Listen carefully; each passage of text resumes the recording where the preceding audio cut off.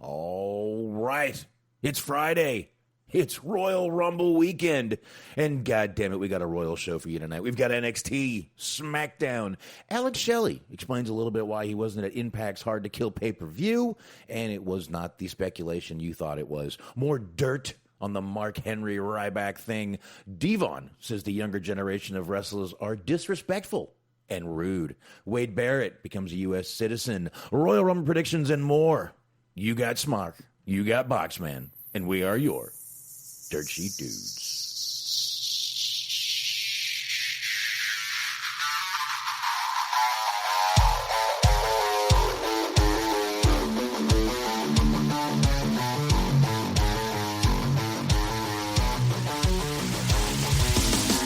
After it's all said and done, you're going to be taking splinters out of your fat asses all night long because you got fat asses. The only chance you have no chance. If you had a chance, if you could run lickety split, but you can't run because you're fat asses. Well, Ric Flair, you know what? I'm not a normal-looking athlete myself. You know what I'm talking about? I've been in the DMs of line. It's a privilege and an honor to walk out with Ole Anderson, Lex Luger, and the arm that I'm all night. I am not a happy camper. What is Bully Ray's motivation? You know I love you. I know he loves sugar. But I check my pocket. I don't have no donuts. I don't have no cheeseburger. I know you love sugar, but I ain't got none. To be the man, you gotta beat the man. And I'm saying, woo, right here in Nashville, Tennessee, pal. I'm the man. Booking a match for the total package like Luger and Super Brawl.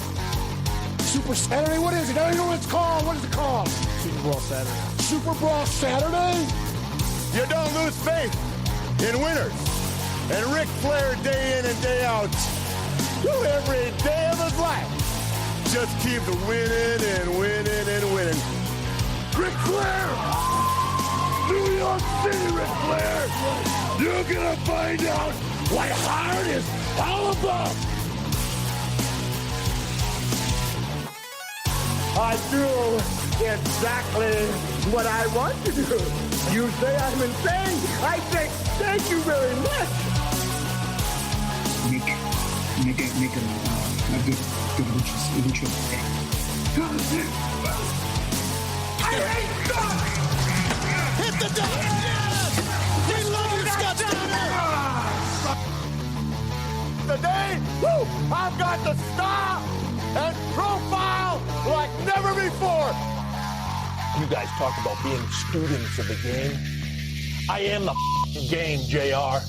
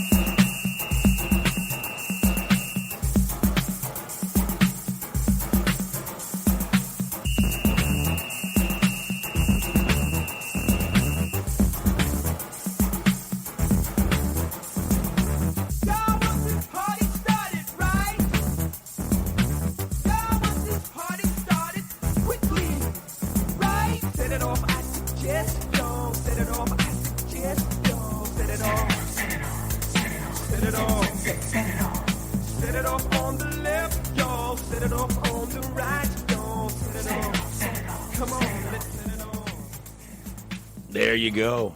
And we are setting it off. This show, setting it off right now. What's up, everybody? Decided to go a little old school on you with that song. You remember that song, Smark? Mm-hmm. Just over here popping and locking, doing my thing. It's set it off by Strafe. I'll tell you what. The reason I don't know. I was watching Hulu the other day and saw a movie that brought me back to my childhood. The Principal with John Belushi. Okay. Jim Belushi. Sorry. Jim Belushi. This actually happens quite a bit to us, I think. Yeah. Jim Belushi and Lou Gossett Jr. Okay. And that song is in it. Jesus Christ. What's his name? S.A. Morales is in it. It's a pretty good movie, actually. Damn good movie. But he becomes the principal of a school that's not the greatest school in the world, which is why it's called The Principal. There's kind of a rash of those kind of movies, like back in, I want to say, maybe the 80s. Oh, yeah, Lean on Me and stuff like that. Absolutely, yeah, there definitely was those school movies where the schools weren't exactly very, very good to go to, and they weren't really into learning. But that song is in the movie as they're cleaning up the school, and I don't know. I figured I'd go ahead and jam it for you guys tonight. Play it. What the hell? Right on. So I did. Smark, what's going on, brother? Just hanging and banging, as the kids say. Oh, they still say that, huh? Yeah, apparently, yeah. We were talking about that 24-hour GCW show. I was watching that while I was watching SmackDown. Oh. They had some audio issues, and now apparently, like, the streams just sort of ended. So, about 22 hours short of the 24-hour commitment. Somebody needs to get a hold of Josh Matthews and find out what phone service he has. I'm saying. So, 4G just ain't what it used to be, brother. Dude, I upgraded to a 5G. Oh, shut up. Okay, anyway. Shut the fuck up. Oh, hey, since we're talking about old movies, Cloris Leachman, huh? R.I.P. Really? Really? Yeah, that was, I want to say Wednesday or Thursday. I did not, dude, I've been so busy, man. Yeah, she was in Young Frankenstein. Yeah. She was the original cougar, if you will. The original dirty cougar. Let's see, 2 days ago. Yeah, January 27th. I did not know that, man. Yeah. I did not know that. Wow. Yeah. And yeah, I've been pretty out of it. And like I said, I told you off air the other night, I've been slowly unfollowing news. Right. Not wrestling news, mainstream news, and just regular, and pretty much just unfollowing like Newsweek and CBS and ABC and pretty much everybody. Even Fox and all those. I just don't need it. I'm just done, dude. I'm just done. I'm done. Hey. I'm done. I'm tired. I'd rather follow wrestling and just talk to you guys twice a week or more. This week we will be on Sunday night, of course. We're going to be on here doing live Royal Rumble reactions. And guess what? We may as well just go ahead and roll into these while we're doing that, Smark. We are going to be here Sunday night with the High Marks, Cheese Man Mojo and G-Wiz. They will be here checking out Royal Rumble with us, and that will be a good time. So definitely, when they're not on with us, you guys want to be checking those guys out. 8:30 p.m. Eastern Time, Mixler.com/Metal Mitt Network.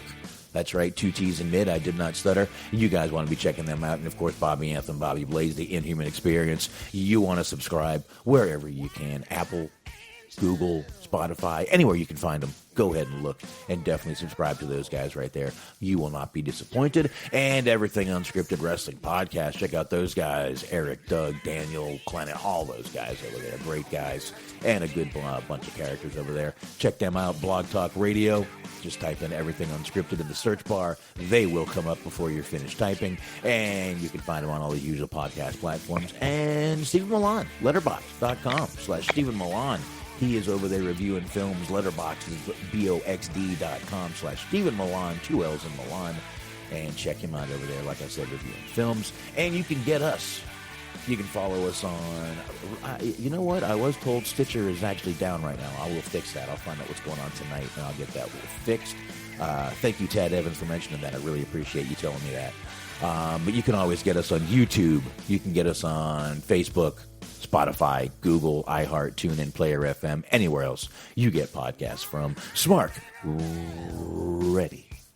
Yes, sir. Mondays, 8:30 in the middle podcast network right here on Mixler. Be sure to check out Cheese on Sports featuring the Cheese Man or the Cheese Men, however you want to say it. And also be sure to check out our friends at the Planet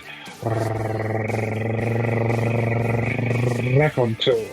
podcast at the Planet Raconteur podcast with Bobby Anthem, Papa Dave Sincere, and Yuck Nasty. All 16 episodes as well as story excerpts are available in their archives, and be sure to subscribe because season 2 will someday be coming at you, and you're going to want to be ready. Absolutely.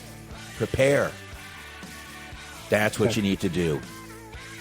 Right. As I was taught as a young salesman, piss poor performance makes for piss poor planning makes for piss poor performance. God damn it, I can't speak tonight. This is going to be a fun one. That's right. Coffee's for closers, Daddy-O. Damn it. Couldn't even say that right. Here we go. Sip of water. Piss poor planning makes for piss poor performance.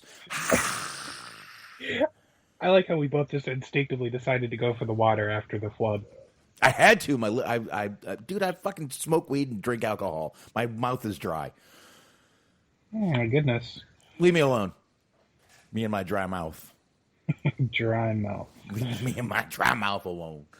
All right, folks. We're going to go ahead and get into it, actually. We got a decent amount of things to get into now. We got some fun stuff to get into. We're going to go ahead and knock out these reviews because NXT was good. SmackDown was a clusterfuck. So let's just go ahead and knock this shit out pretty much. We're going to go ahead and jump right into NXT.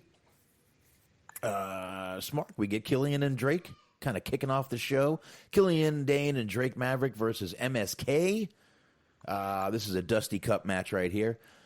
Fun match to get going with, but I got to tell you once again, AEW, you've got Archer and Kingston over there, like, killing each other, and these guys are doing flippity-doos.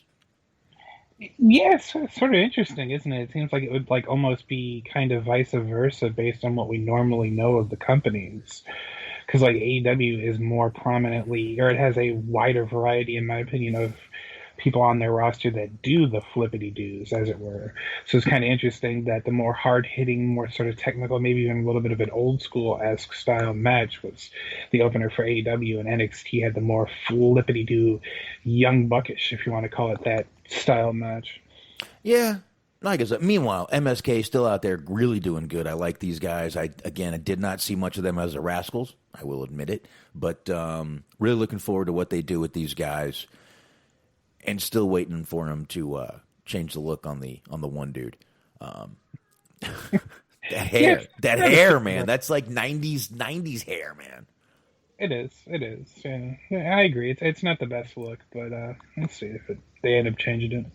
No, and the other guy, Wes Lee, right? Mm-hmm. He's awesome. He's fucking TV ready, as far as I'm concerned. Oh, yeah, I agree with that. Absolutely. So, anyway, like I said, definitely not a bad match to start, but when you're going up... Now, real quick, let me mention this before we get too deep into this show. The ratings were super close this week.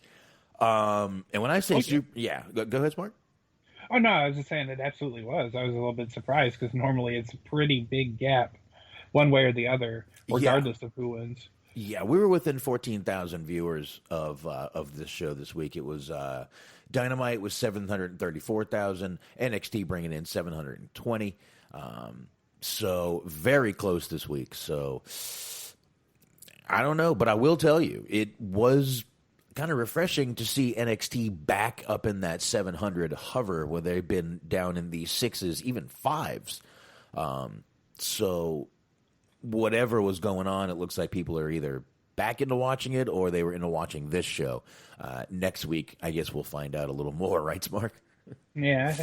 And that was interesting because I was kind of surprised NXT, like you said, still ended up losing, but the gap was a lot thinner. And I was a little bit surprised because, like we've been talking about, I think NXT the last 2 weeks, this week it was pretty much even in my opinion, but the last 2 weeks had been the better show. We had been talking about, depending on the week, various people in the chat here, and you were talking about yesterday, not yesterday, but last show, that you weren't super big on AEW this week either. So it seems like the quality of shows is like they're kind of becoming neck and neck. Yeah, I'm just pouring a little more water here. NXT starting to sort of catch up to AEW a little bit in terms of the overall quality of shows, and AEW sort of had couple of not so great weeks. I thought this week's AEW was good. I thought it was a lot better than the last 2 weeks, but again, the last 2 weeks were kind of so-so. Yeah, and I mean, I didn't think AEW was bad. I just had a few nitpicks, and we got through them. Sure. I think, some were good, some were bad, but, whatever. Yeah, the ratings incredibly close, and once again, I'm glad NXT getting back up there. So, again, next week will be a much better sign of what's going on. So, but I do want to one more time mention, you can watch NXT on Hulu. You can watch NXT on the network. There's other places to watch NXT where I can pretty much only watch AEW on TNT. Sure. So, it is what it is. But anyway, after that, once again, MSK did win. They are advancing in the Dusty Cup, so they make it to the quarterfinals, which is going to be next week, I believe. Next week, yes. Mm-hmm. And we will get to that. After that, we see the Patless Wonders. That's what I'm calling them now. There you go. The Patless Wonders arrive at NXT. Lorcan, Birch, and Dunn. Again, they are Patless. I got a feeling he's coming back soon. Maybe. We'll see. I mean, especially if they're going to have like a takeover before WrestleMania, it seems like it'd be a good time to bring him back. The end sort of... We'll talk about it. We'll talk about how they went off the air. After that, now... This is going to be fun. Mackenzie did a little interview with Kurt Stallion, and I noticed something smart. Yes, go ahead. I noticed something. We talked, what was it, last week? I think it was last Friday or the Friday before, about Matthew McConaughey thinking about joining wrestling. They don't need Matthew McConaughey. They've got him. Kurt Stallion is Matthew McConaughey already. We do not need Matthew McConaughey. He has arrived in Kurt Stallion. I've heard this comparison's being made. Yeah, it's kind of hard to argue with. That was a very interesting promo. I definitely figured I was not going to be the only one that saw it, but I heard him start talking, and I'm like, all right. Have you ever driven 4,000 miles in a car? I have, because I am the car, and I am the road, and the road is me, and it is us, and it is life.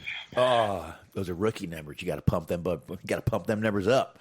God, that was a good movie. That's one movie I'm glad Anthony made me watch so we could review it, because I'll never regret that. Great fucking movie, Wolf of Wall Street. But yeah, this guy is definitely already Matthew McConaughey. We don't need him. This would be redundant at this point to have Kurt Stallion and Matthew McConaughey even be near each other. Well, that's sort of the funny thing, is they announced this match that they're going to be doing the Cruiserweight Championship match. They had Kurt Stallion, and I feel like, myself included, I'm not trying to pretend like I'm on something that somebody else isn't, but like a lot of us had no idea who the hell he was. And they, at the very least, gave him promo time. I don't know if we know who the hell he is still after that promo, but something happened. We got an idea of something. He's just a cool dude, man. I just like the guy, He's just going to be a likable kind of cool guy. He's going to come out there. He seems like a good old Texas boy, I believe. Mm-hmm. And so is McConaughey. That's it. I don't know, man. Got them Texas boys. They're all just sort of laid back and relaxed, and I don't know. I like the guy, though. I'm definitely looking forward to seeing more Kurt Stallion. All right. There we go. Let's go ahead and move on now. But definitely want to see more of him. We got Aaliyah out there, and Jesse with Robert Stone. It's Aaliyah and Jesse versus Dakota Kai and Raquel Gonzalez in one of the women's Dusty Classic matches. Not a bad match, not a good match, just sort of a match. Dakota Kai and Raquel Gonzalez advance. I kind of think we expected it. Robert Stone, great outside the ring, just being himself. Well, it's funny because they set up for, like, at the end of the match, they set up for like a hot tag. And like Jessica May comes running in, and she just pretty much immediately eats Gonzalez's finisher and gets pinned, and it's over. Yeah, pretty So much. you built up to this moment, and then the moment just never happened. Yeah, I mean, you really. That's why my notes are so short. There wasn't that much to this match. Not bad, not good, just not bad, not bad. It happened. Yeah, kind of. I mean, yeah, pretty much it happened. We got a little Scarlet Bordeaux video package for Karrion Kross. God damn, I'll take more of those any day. Anyway, let's just move on from that. Tyler Rust versus we don't even give a shit to give you his name. He didn't get a graphic. They didn't get.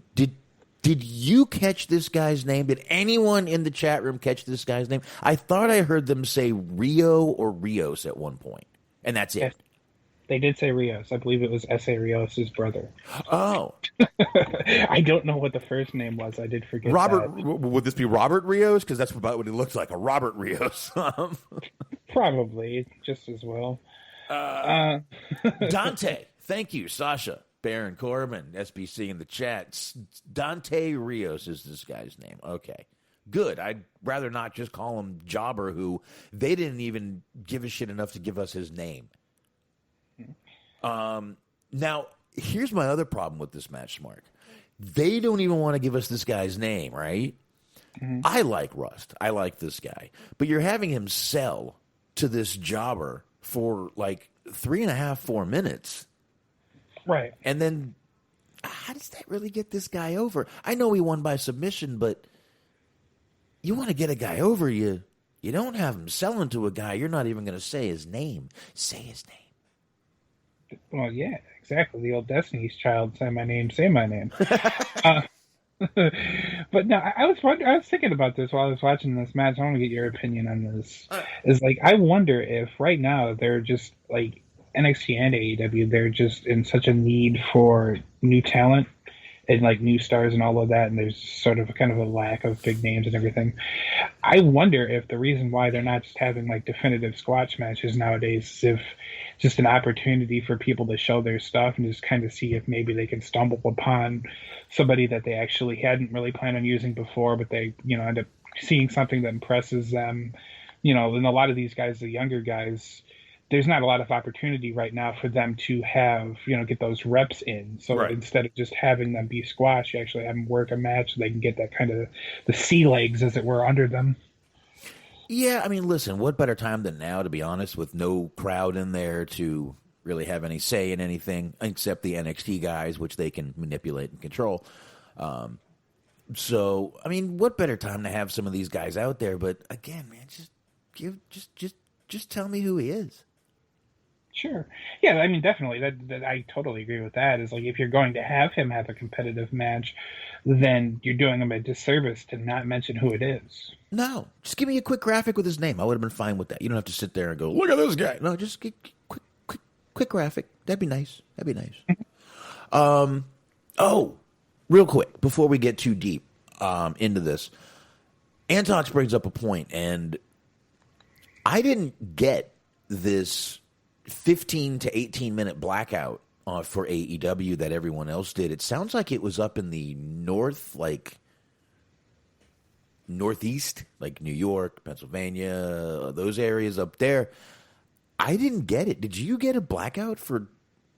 No, and it was during the opener. It was during the Kingston Archer match. I didn't get it. I could be wrong. I don't know what was up with that. I did see a tweet from Tony Khan apologizing for the people that did end up having those issues and saying that they missed a really good match, and they ended up compensating for that by putting up the match on the YouTube.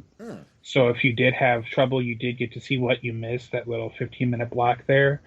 So yeah, I don't know what the deal with that was exactly, but it apparently did affect quite a few people. Yeah, and that's why I never brought it up the other night, and because we never got it. Oh, it was Vince. Weebs got it. It was Vince. Oh, he was using that Jewish laser, wasn't he, Weebs? Yeah. That sounds like that would have been a potential nickname for Colt Cabana back in the day. The Jewish laser? Uh-huh. I like it. I don't know what that means, but I like it. To check out check out Facebook or the news. Some where did I see it today? I did see it on one that I ended up unfollowing it, but I did see it today. One of some crazy congresswoman said some fires were started by a Jewish-run laser, and I'm like, damn it, she's telling our secrets. Well, now we know how you guys control the weather. So no mazel tov for you. No matzah bread either. Oh, no matzah balls neither. Okay. All right.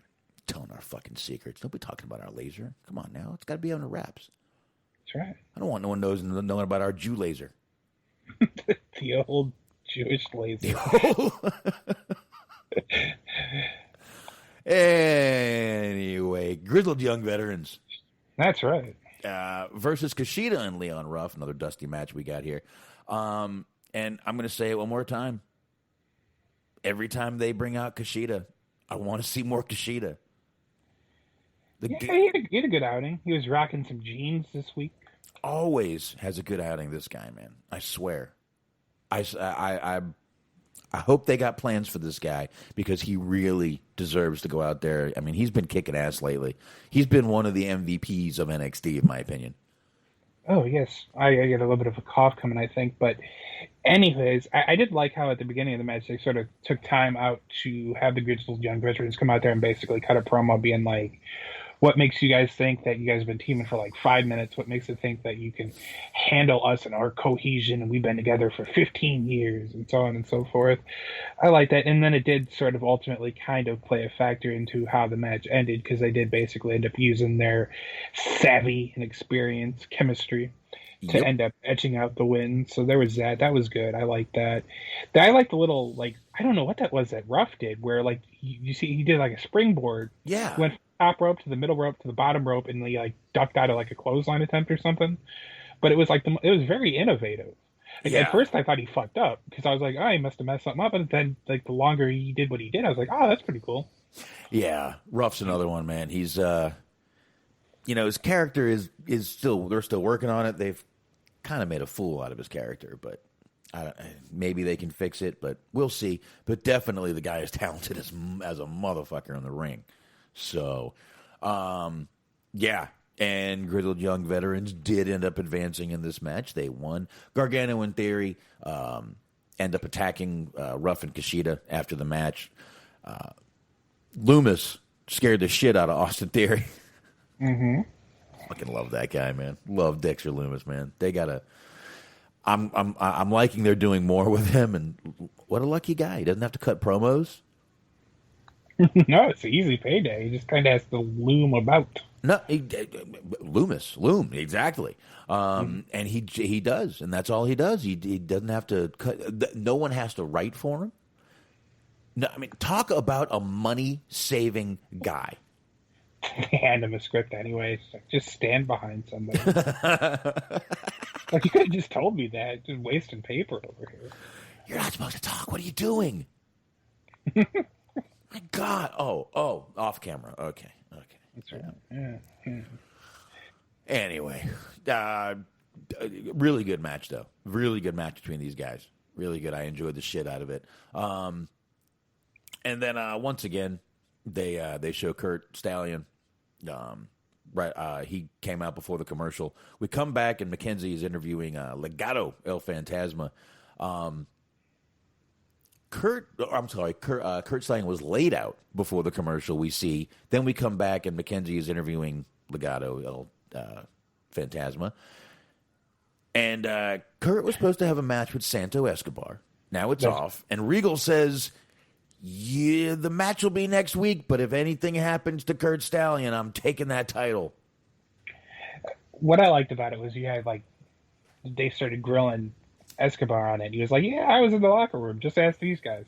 As though they would have not cooperated with his story regardless. Yeah. That part just kind of tickled me a little bit. It was he had the Kurt Stallion attack, and I got to admit that apparently I'm wrong. Because we were talking about, well, I know it's a shock for everybody. Antox probably can't believe that I'm wrong. I said last week that it was a little bit weird for him to call out Karrion Kross because they're not obviously not going to do anything with those two. Well, you were talking about there was a Scarlet segment that involved tarot cards, and basically Santos ended up finding a tarot card in his locker room as to indicate that Cross is eyeing him up, sizing him up. So apparently they're going to end up doing something, or they're at least teasing it. So that's going to be a really weird feud, but I'm down for it. Yeah, that'll be fine with me. And I think we both actually said something about that. I think we both found it weird that he said something out of nowhere. So anyway, cool. Yeah. Good. I'm glad they're doing something. They made it mean something. You can't fault them for that. But this whole stipulation, well, not stipulation, whatever, rule or whatever, where Regal said, hey, if he gets hurt again, title's off. Man, I would throw myself in front of a goddamn truck. Do I get the title now? Is that's all I had to do? I'd hurt a little bit. Spill a little bit of water on the floor. Oopsie daisies. Nah, I wouldn't really. Anyway, we get Toni Storm coming out. She grabs a mic, cuts a promo on Io Shirai. She messed the promo up. She said she wanted to be the first person to win the Dusty Classic. Well, I mean, I guess if she won it by herself, that would be a unique feat. Yeah, I obviously think she messed up there. But Io's music hits, and she basically tells her, I'll fight you anywhere. They get to brawling. Io throws Toni out, and Mercedes Martinez attacks her from behind. Mm-hmm. And Toni ends up being the one to take out Io. So, good little thing. I actually like this little segment. And once again, Mercedes Martinez just looking great and killing it so far. I can't wait to see her actually get back in the fucking ring and do some shit. So I'm a little bit curious because, like, there was, her and Tony went at it a little bit during this whole little schmoz, and I'm wondering if maybe now that she's gonna be moving to the main roster, Rhea Ripley, if they're going to maybe make Mercedes Martinez sort of take over that role of somebody who isn't necessarily a face, but she's just sort of a badass, so people like her anyway. I could see it. I mean, she doesn't have the build that Rhea does, but she's a badass. She's been in the business forever, and she's believable when she's in there. So I could definitely see that being the case. And I mean, if Rhea did, get called up, this would definitely be a good. I hate to say the word replacement, but that's kind of what she would be. I don't really like using that as a term for people because it just doesn't sound right. But she would be. Yeah, I think so. Yeah, most definitely, man. So, yeah, I could definitely see that. We'll see what happens. I guess you never know. We could see Rhea coming up in the Rumble, which we'll be talking about in a little while. We get Isaiah Swerve Scott after that versus Bronson Reed. You don't know how happy I am. They changed up Bronson Reed's character. That thick boy shit was awful. I'm so glad somebody saw it quickly. Mm-hmm. I mean, yeah, it just wasn't needed. Like we were talking about, it seemed like for a minute there they wanted to have like an Otis on every show, and it's like, just let Otis be Otis. You only really need one Otis. Yeah, I mean, this guy's doing fucking dives to the fucking second rope. Mm-hmm. I mean, unbelievable what this guy is doing. I loved when when Scott tried slapping Reed around a little bit, and Reed just headbutted him, splashed his ass, and won. Mm-hmm. I was like, and man, once again, that splash. How do you kick out of that? How is anyone ever going to kick out of that when you got 300 plus pounds coming down on you like that? And he does it well, I will say. Like yeah. I talked about, he hasn't necessarily won me over yet, and he's getting better. I'm starting to get behind him a little bit more, but it's such a nice looking move too, and it's super simplistic because I mean it really is just a splash from the top rope. But like you said, when it's somebody that big and they're getting a pretty decent amount of hang time up there too, it's effective. Starting to see a bit of Bam Bam in him. A little bit, yeah. I mean, he was rocking the old Bam Bam colors when they did that ladder match. Yeah, you're right. And I'm starting to see it now. Big guy, very agile, can really move around the ring way more than you would think for a guy his size. That was Bam Bam, man. Mm-hmm. You know, that was him. So, I mean, Keith Lee, too. Keith Lee's the same kind of thing. He can move around the ring, you know, but he still does a lot more of he doesn't sit there and do jumps off the top rope and shit, so. Not so much. I think they purposely try to limit that with him. Yeah. So, now this next segment I really liked. You got Ciampa backstage in his little, his promo spot, his perch, where he always does his promos. There just weren't any wires hanging around like there usually are. And then Thatcher just comes up and pulls up a chair, and they start explaining why they teamed up. Mm-hmm. I fucking loved this. Are you saying that there's certain fights, certain matches that you just remember for a lifetime? And then, of course, like you said, cue Timothy Thatcher comes walking in. And it makes me laugh because you have often said that Thatcher looks like your uncle. And I was watching this promo, and I sit there thinking, like, I grew up in Chicago, and they very much had this sort of aesthetic of, like, these two Midwestern dads just, like, sitting in a garage drinking some beers, talking about, like, how kids these days are pussies. Like, I got that vibe from them.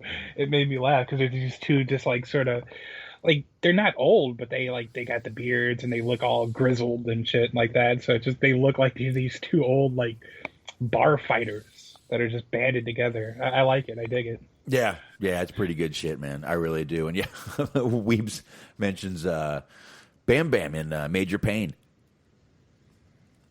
I remember that with Damon Wayans. You remember that movie? Yeah, a little bit. Yeah, great movie. He got Damon Wayans ended up kicking his ass in that movie, but it was a good little cameo for him. Yeah, I remember that shit. But yeah, this was a great little thing. And if that were my uncle sitting beside me, he would have grabbed that that part of your knee that hurts when they squeeze it. You know what I mean?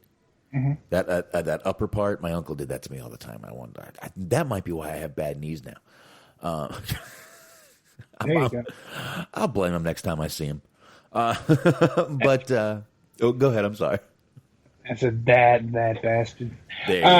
Antox is saying, if Bronson is Bam Bam, when does he job to Pat McAfee? As soon as you can get Salt and Pepper to, like, sing him to the ring. You never know, man. You never know. I guess we'll find out. I'm telling you though, I see Pat coming back. It's gonna happen. I mean, it has to. I don't think that's it for him. Well, we'll actually get into it right now because we get the Kyle O'Reilly and Finn Balor versus Danny Burch and Oney Lorcan match. I mean, let's face it. With these four guys in the ring, I don't think any of us expected a bad match. No. I will say there was a very telling sign as to how this match was going to turn out. Oh. Because as soon as I heard them describe Imperium as, like, the best tag team in the world, I knew that they were losing this match. That's just how they do things. You got a point. But yeah, I never expected this to be a fucking bad match at all. O'Reilly did end up picking up the win, which sort of shocked me. I kind of figured Balor would end up picking up the win. I mean, but hey, I see what they were doing here. Sure. After the match, we get Lorcan. He drags O'Reilly out of the ring. And remember, we never saw Pete Dunne come in. Pete Dunne finally comes in. He goes after Balor. And all three Patless Wonders start stomping Balor. Now, we get Roderick Strong and Cole come out. And Dunne does his little finger, whatever, nick-a-doo to Balor. That joint manipulation. Yes. Yeah, joint manipulation. Correct. Fucking ridiculous. And then we get Balor standing right in the middle of Undisputed Era for a minute. Then he backs out and sits there. But to me, that was sort of if any foreshadowing, I think we're getting Pat coming back and we're going to get a match with Balor instead of Fish. Could be. Filling in. I'm not against it, man. I think it would be actually pretty damn good. Oh, no, I think it definitely has potential to be a really good match, like you said. And then, obviously, if they, like I was saying, if they do end up having a takeover before WrestleMania, it'd be a good time to do it. Yeah. Absolutely, man. So that's what it looks like is going to happen to me. I could be wrong. I don't know what the deal with Pat. I don't know what happened. I don't know if maybe they don't. Maybe I'm wondering if people started bitching like, you want to give this guy a contract, but he's got his own YouTube show. You all got to take it. Or anyway, go ahead.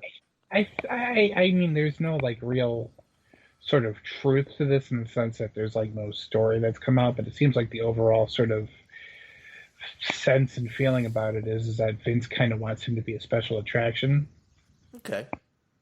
So who knows? That might be true. That might not be true. There might have just been some hiccups, contract talk, or whatever the fuck. Who knows? It's hard to say, but I don't at all think that that's the end of him. I think he'll definitely be back, and I think it definitely behooves them to have him back. Ooh, look at you. That's right. Harumph. Mm-hmm. Yeah. But yeah, that was NXT. NXT, not again, damn good show this week. I enjoyed it. I had fun watching it. Yeah, like I was saying in the chat room, there just wasn't a lot of like unnecessary. There wasn't a lot of filler. There wasn't a lot of dumb bullshit. It was what it was. They had the tournament matches. They moved forward a couple storylines. Nothing really felt like it was filler or like it was killing time, which comparative to Raw and SmackDown felt nice. That there was actually just a straightforward wrestling show from beginning to end. Yeah, look at that. We got done with that in 45 minutes. Let's try to do this in even less. Yeah. Let's try to knock out SmackDown in 30. Yeah. 20 would be nice. 15 would be amazing. 5 minutes. Let's go. Okay, so fuck it. Let's just skip it. Done. All right. Hugs time. Fuck it. There we go. Let's break out a list. Fuck SmackDown. We'll talk about SmackDown. This was, I got to say, for a go-home show, this made Raw look like fucking shit. Because this was a much better go-home show, in my opinion. Yes. We actually knew that the Royal Rumble was happening after this show, which I don't think we knew after Raw. Exactly. I mean, Daniel Bryan in the ring right when the show starts, welcomes us right away. SmackDown, the Royal Rumble weekend, he starts talking about. So right away, we're getting pushes for the Royal Rumble. He talks about winning the Rumble and main eventing WrestleMania. When AJ and Omos come out over from Raw. Nice, huh? Yeah. Yeah, they go into the whole, you can bring over people, blah, blah, blah, blah, blah, blah, whatever. These rules change every week. Yep. After a bunch of bullshit, Daniel Bryan challenges AJ to a match.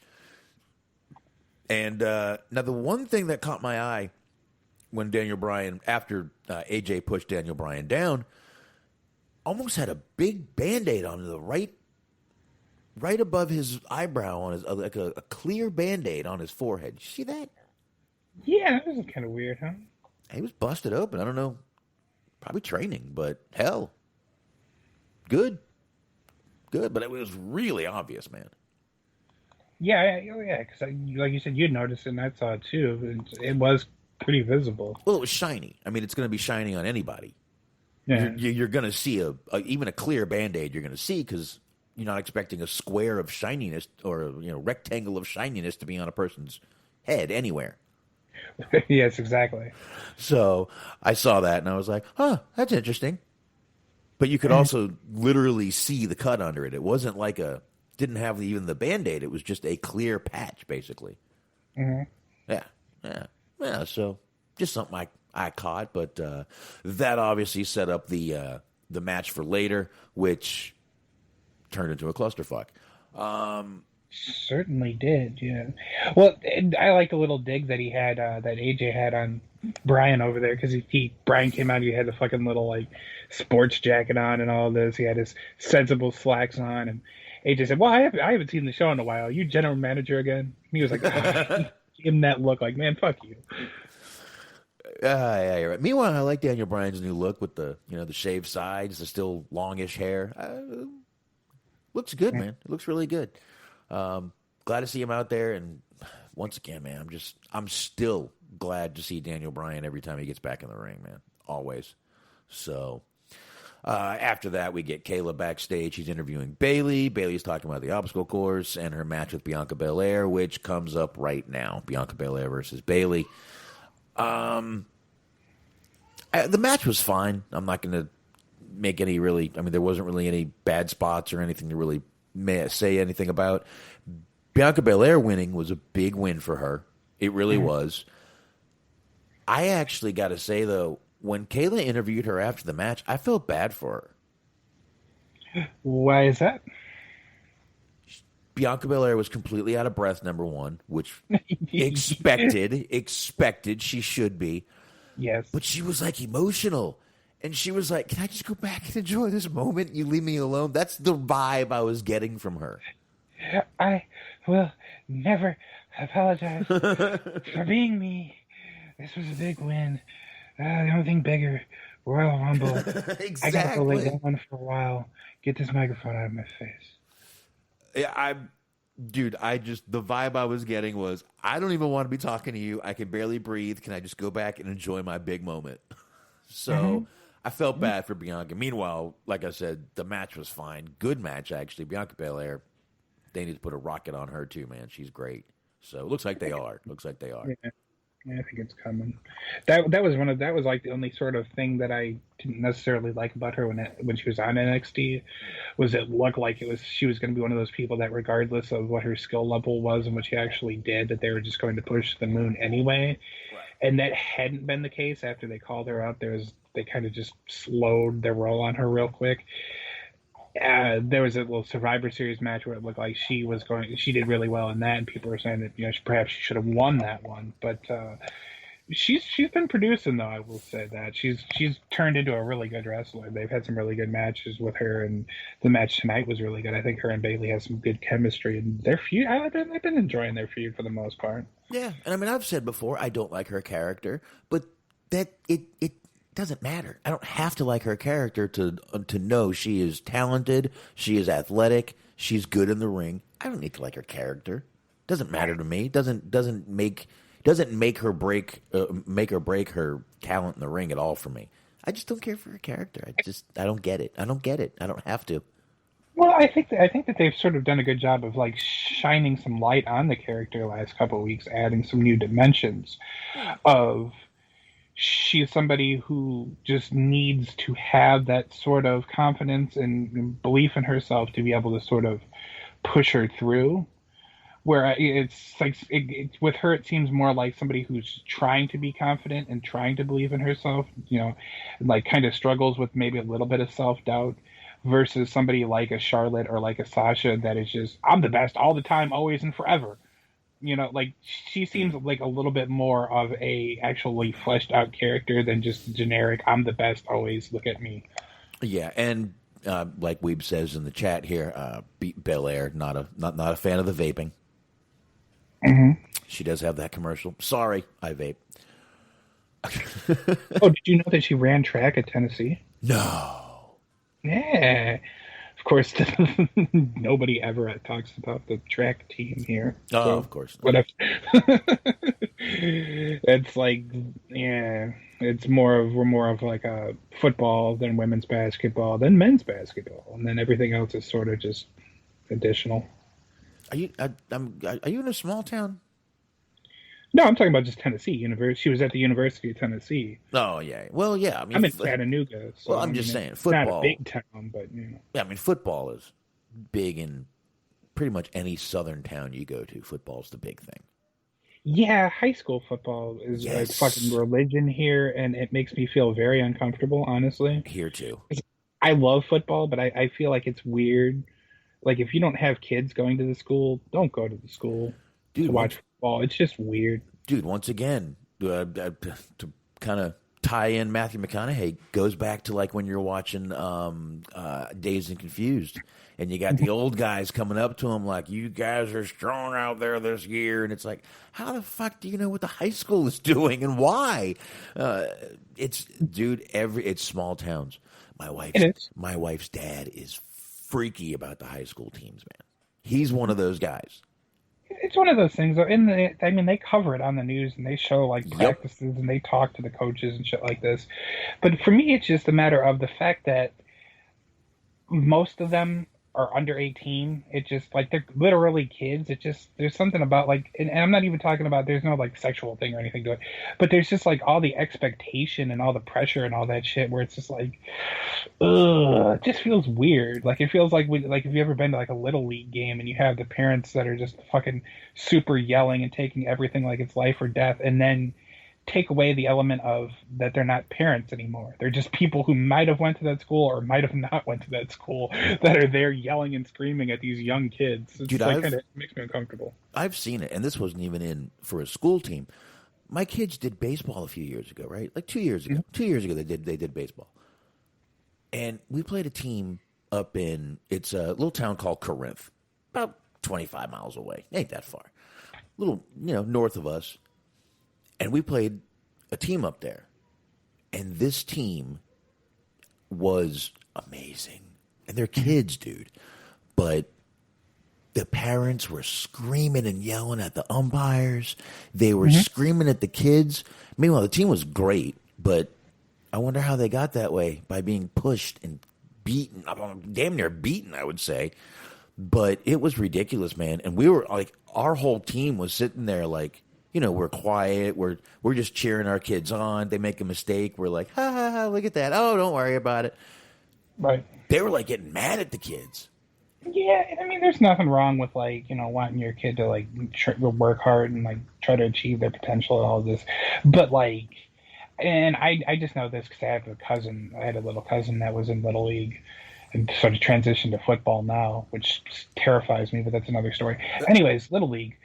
I saw a fucking grandfather get thrown out of a game and challenge the umpire to meet him in the parking lot after the game, like loudly yelling at him. And I'm like, and it is funny. It's sort of funny, but like at the same time, it's like also there's these young kids that are like 8, 9, 10 years old. And it's like, this is the example that you're setting for them. Like, you should feel like you're garbage. You shouldn't feel vindicated. You shouldn't feel like you're a fucking big man because you're yelling and screaming in front of all these children. It's like, you're fucking terrible. You suck. Go away. And that kid is probably embarrassed and probably won't say anything to you because he's too scared to.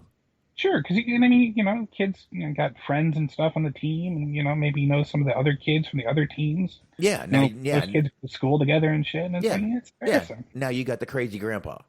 Mm-hmm. Yeah, everybody's gonna be talking about it. Yeah, ain't that nice? Ain't that nice? I don't. Weave says maybe Gramps had money on the game. Not impossible. No, not at all. So, but anyway. Let's not sidetrack. Let's get through this shit. But yeah, it's definitely Little League is. We played many good teams, but that team was just they took it too serious. It was kids, dude. Like right. they were keeping score. You're not supposed to keep score. You're not supposed to keep score. You're not supposed to know who wins. It doesn't matter. It's just, but they were keeping score. It was ridiculous. Anyway. After that, we get Corbin versus Dominic Mysterio with Ray on commentary. Before the match even started, Dominic attacked Corbin. Now, I got to ask Mark, did Dominic and Corbin coordinate gear? That's very interesting. Yeah, they look like they were going to end up becoming like a tag team or something after this. Cheers. Cheers to everybody drinking at home as well. Yes, that was your indicator. Thank you, baby. High five, Logan. My man. All right. Anyway. So they both had on like the black and gold. Black and gold. And I'm like, so like Hurt Business almost too. Did they call each other before the match? Listen, what are you wearing? Okay. Yeah, okay. Oh, wait. So you're wearing gold with black. I'll wear black with gold. Exactly. We'll mesh well. We'll match, and it won't clash. Beautiful. I love it. You got to coordinate. Meanwhile, that's a coordinate. Did you know your pops had a mushroom belt? No, I didn't. No, actually, you said yes, I did. God, that's another great movie. Boomerang. Mm-hmm. That part just is going over in my head now. I'm gonna have to watch that tomorrow. But once again, though, Dominic's still looking good in the ring. But I got to tell you, there were a few missteps in this match. Did you catch a few? Yeah, a little bit. Nothing. I mean, I guess it's No, go still ahead. Dominic being new. Nothing big. Nothing that's gonna be like. "Ooh, we're gonna have to-" I think he just needs to get a little more comfortable. Television, ring, television, everything. So I'm not gonna sit here and be like, yeah, obviously he's already getting, he's sucking. No, I think he just needs to get more comfortable out there by himself. He's been out there with his dad right on the apron with him or in the ring with him most of the time. So I think he just needs a little more work. And that's a little more time, and I think he'll be fine after that. But few I feel like the missteps. best thing about it was like Rey Mysterio's mask. Which I mean might not say a lot about the match itself, but like he had on that fucking it was like a checker pattern, like turquoise style mask. It's pretty fucking cool. I liked it. It was nice. I liked it. I always like that. Ray's always got some pretty cool masks and shit. But yeah, Corbin did end up winning this match. He tried to attack Ray, but it didn't work. Ray got the best of him. Getting a little vengeance for the old son there. Yeah, and I'm thinking about this, and I think I get what the story that you're trying to tell here is. Dominic being new, he's taking his bumps and he's learning along the way, and this, that, and the third. But I feel like at some point you got to have him win at least a little bit. You know what I mean? Like, it seems like every match that he's really been in, he's lost, or the matches that he has been in that they've won, it's been like tag team matches and shit like that.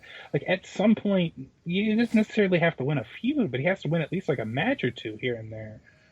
Yeah, and I think he will, but gotta pay your dues, kid.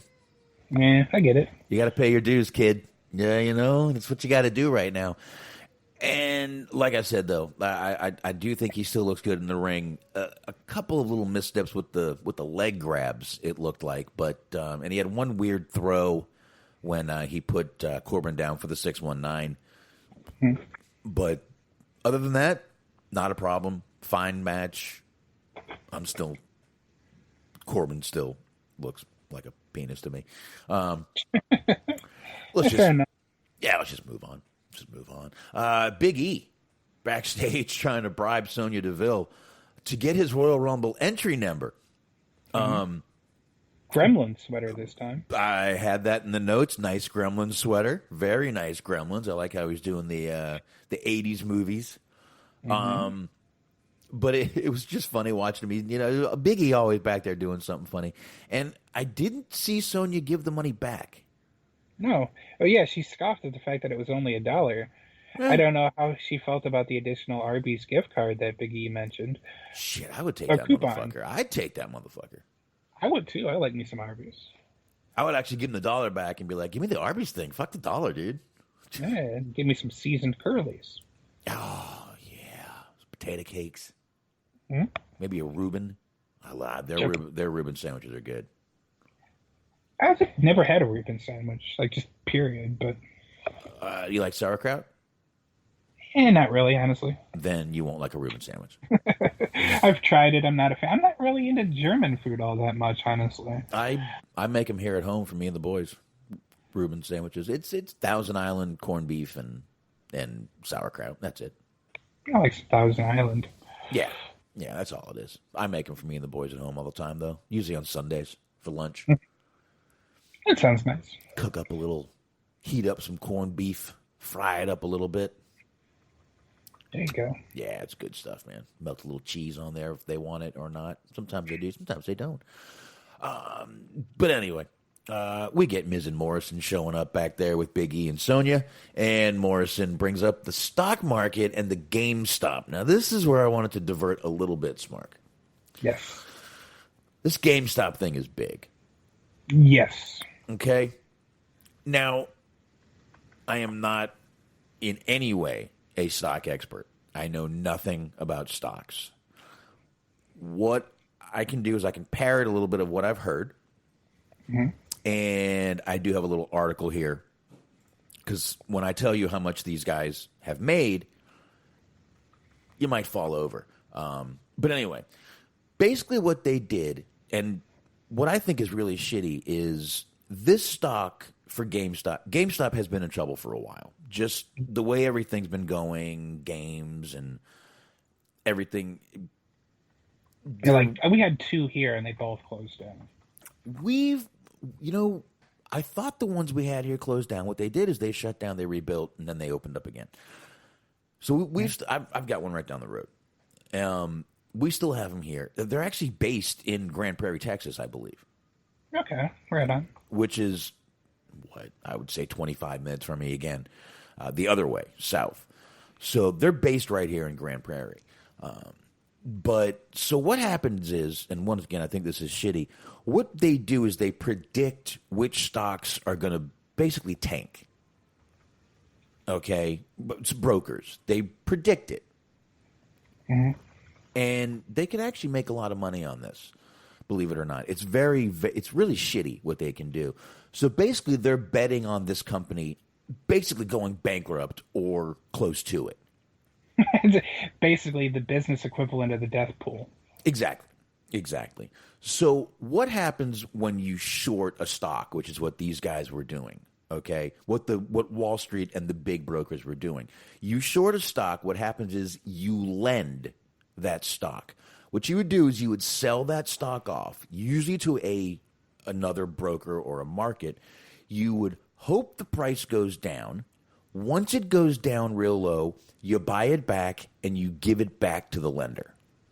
Mm-hmm. Okay? Again, I'm reading this. I am not doing this from memory. I'm reading this. So that's basically what shorting it is. Again, you're betting on that company going broke. So what happened was a bunch of guys on Reddit, 9 guys on Reddit, started investing in GameStop. Mm-hmm. Now, it wasn't just Reddit guys. It was a couple of firms that they got involved. One of them was actually the owner of Chewy. You know, the internet pet store, basically. I'm not terribly familiar, but I think I've heard that once or twice. I use them. Actually, I use them. I order dog food from them. It shows up every 3 weeks. I'm good to go. Right on. Yeah, they're great. And another little fidelity company called BlackRock. So all these companies got in and started buying stock. Now, what happens also if you short the stock and it goes low and you sell it, you're good. You can make a lot of money. Now, what happens if the stock goes up, Smark? Well, theoretically speaking, the opposite would happen, yeah? In 2 words, you're fucked. Exactly. You have got to pay the difference you lose.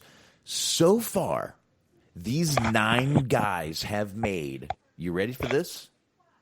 Go for it. A total of $16 billion just this year. Oof. On these stocks. Because, again, now just imagine how much these Wall Street guys are losing on this. So what they did is they took these sites that these guys were going on, like Robinhood and a couple others, and they banned it. They stopped the trade. Yeah, I was seeing that. They fucking stopped the trade. Basically what happened is big government and these big companies and Wall Street found out some of the little guys were getting a big piece of pie and got pissed because they got beat at their own fucking game. Right. And they got pissed, and look what they did. They jumped in and did something about it. Yeah, I was seeing a lot of pushback from that. I was seeing, like you were talking about, what was the one, Rocket? Robinhood. Yeah, Robinhood. Yep. I was thinking of something else. Yeah, there's like Robinhood, the TD Ameritrade. They like paused people from buying GameStop stock for a minute. Yep.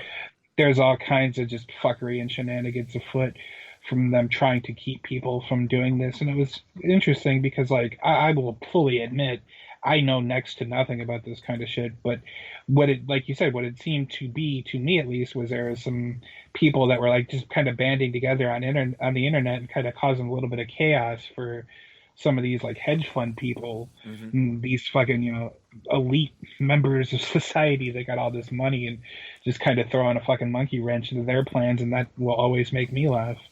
That's it. Basically, all the elitists saw these little guys going out there, figuring out how to beat them at their own game. They got pissed off, and they decided to do something about it. They stepped in. I I smell lawsuits because I'm not sure what they did is legal, to be honest. I'm sure there's going to be a loophole for it, but I mean, Well, that's what people are saying is if, like, again, I know very little about this, but if it's supposed to be a free market, they're saying that that violates the sort of ground rules for a free market. Is if you're deciding that only certain people can be a part of this, then that's not at all what it's supposed to be. well, you'd figure the FEC would get involved in this, so I don't know. We'll find out, but the saddest thing about this is you have people stopping people from trading, making a company flourish because you would rather that company go bankrupt so you can make billions off of it going bankrupt. Right. And yeah, and I mean, you attach that to the fact that, like you said, you would benefit from the companies going bankrupt. These are actual companies that employ actual people, that make livelihoods off of this. They need this fucking, the person that's working at GameStop or whatever needs this GameStop job, even though it's not great and it doesn't pay well, to, fucking feed themselves, their family, their pets, whatever. And you have people that are profiting off of and celebrating the fact that these places are going under and that these people are essentially losing their jobs. It's not great. Yeah. And listen, they'll make billions, so they don't care what happens to us peasants, us, the unwashed, the filthy people. They don't care. They don't give a shit. It's really, really bullshit. But again, I'm just parroting what I've heard and what I just read to you guys. Most of that was read. Some of it was, obviously the garbage part is my opinion. But literally they are trying to bankrupt GameStop so they can make billions. And these little guys will make nothing and basically lose money in their stocks. Great, huh? Really nice. Really nice what Wall Street does to people. Anyway. Let's just move on. We get Reginald and Sasha backstage. This was a cool little Sasha hitting on him a little bit. Obviously, we knew she was just playing with him, but pretty cool. Like I said, though, this I'm not sure what they're going to do with this guy, but he's got a lot of talents that they keep bringing up every week. So, from time to time when we do these reviews, you like to kind of stop and ask me some questions. I have a question for you real quick. Kind of turn the tables a little bit. Oh, shit. My question for you is based on what you've seen from her, based on what you know. Do you think that Sasha knows how to cut a face promo? Like, because that promo was very heelish. Like, it doesn't seem like she knows how to even be a face, like almost how that works. Like, she just comes across as just being like a total fucking jerk.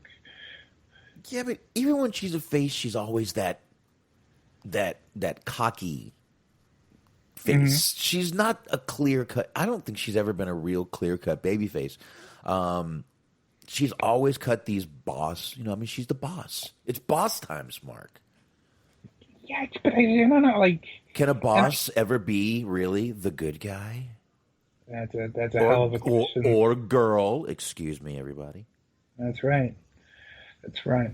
Hashtag lady boss. Or whatever you identify as, huh? How's that? There you go. But like, when I see her, and Charlotte has the same problem, and we've talked about this, but there's nothing there that I feel like the average person can like latch on and relate to. She just seems like she's just very sort of arrogant and just very much like kind of narcissistic, and just seems like she's basically just playing her heel character, but she's being a heel at faces now. But she's being a heel at heels now. Well, let me ask you something. When Ric Flair was a heel or a babyface, did his promos change? Not really. Do Sami Zayn's promos really change that much, heel babyface? Actually, kind of. A little. Okay. It's hard it's really, when I think of Sami Zayn as being a face, I think of El Generico, so it's hard to separate those two for me. I mean, The Rock's promos didn't really change much. He as a heel or a babyface either. This is very true. Until later. Later they did, when he was real bad heel. When he came back as Hollywood Rock, it was a little different. But before that, it was the same shit. I mean, but I get what you're saying with that, but like, there's also with The Rock and with Ric Flair to a different degree, but they have a sort of charisma that I don't think that Sasha has.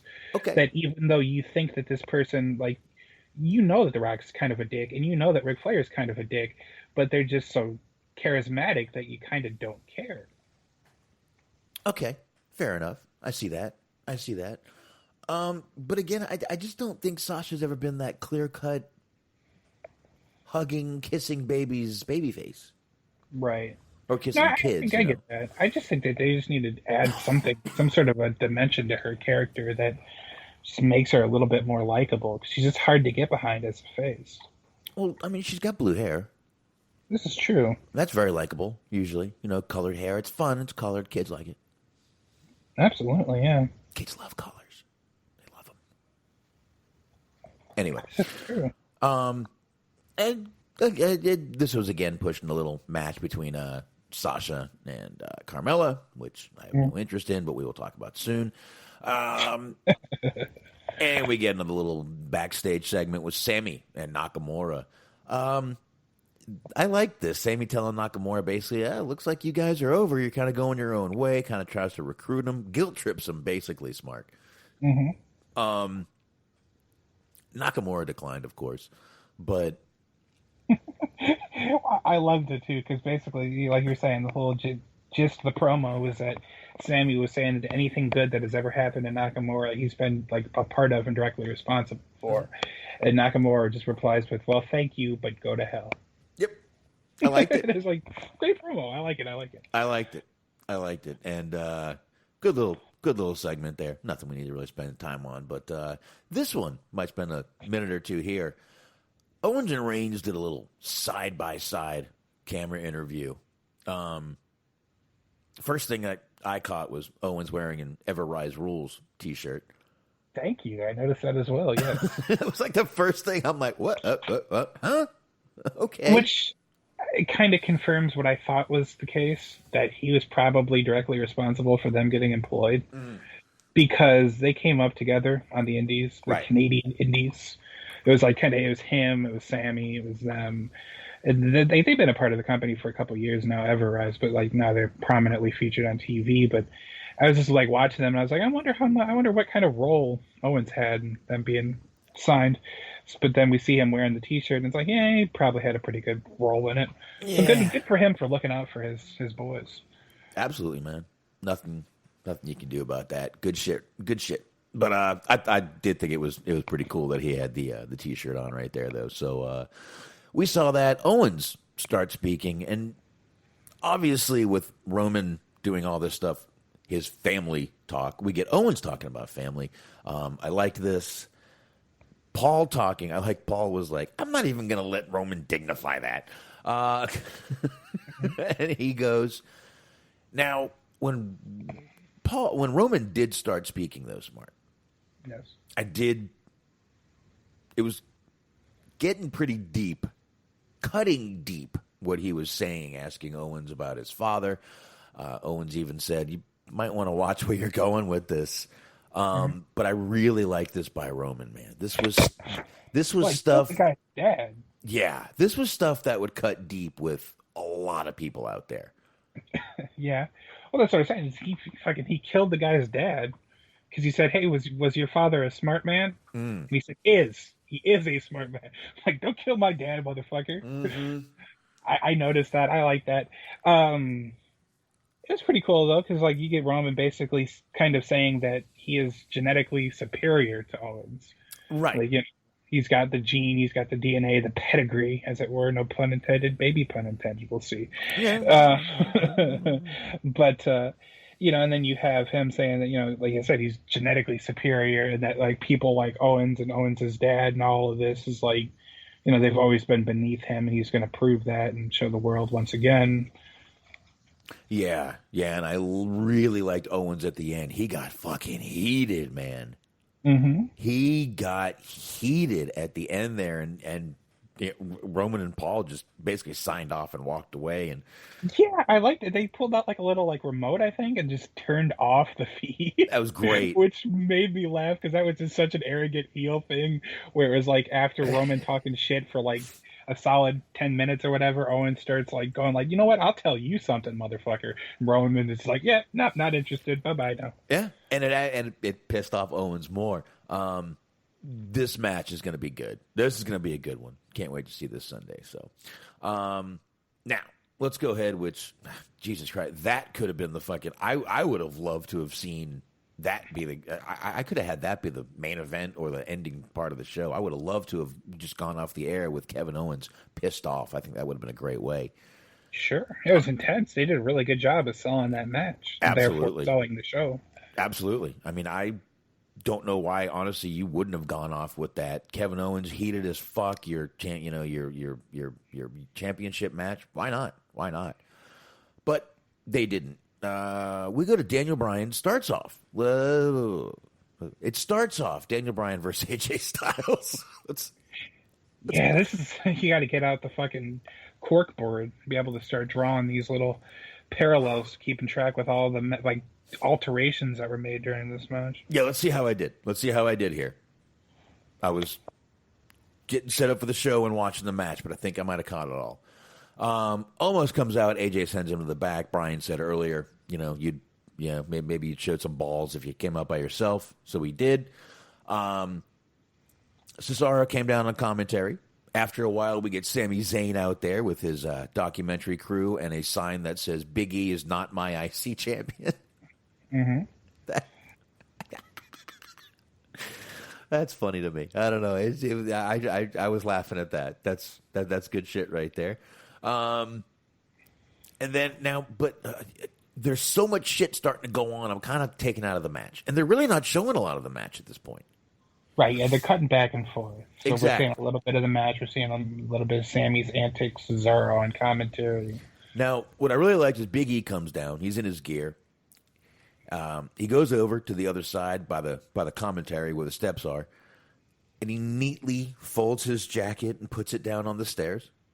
Mm-hmm. And then he neatly puts his title down, and then he just clotheslines Sammy out of nowhere.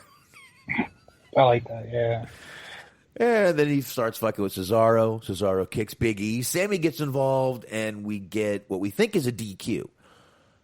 Mm-hmm. Then Nakamura comes down. It's a clusterfuck. And now we come back from commercial. It's a 6-man tag. That's right, yeah. That's it. It's Sammy, AJ, and Cesaro versus Big E, Nakamura, and Daniel Bryan, which sort of solidifies what Sammy was saying, that Cesaro and Nakamura looks like they are looking to break them up. They did refer to Cesaro as being his former partner on commentary.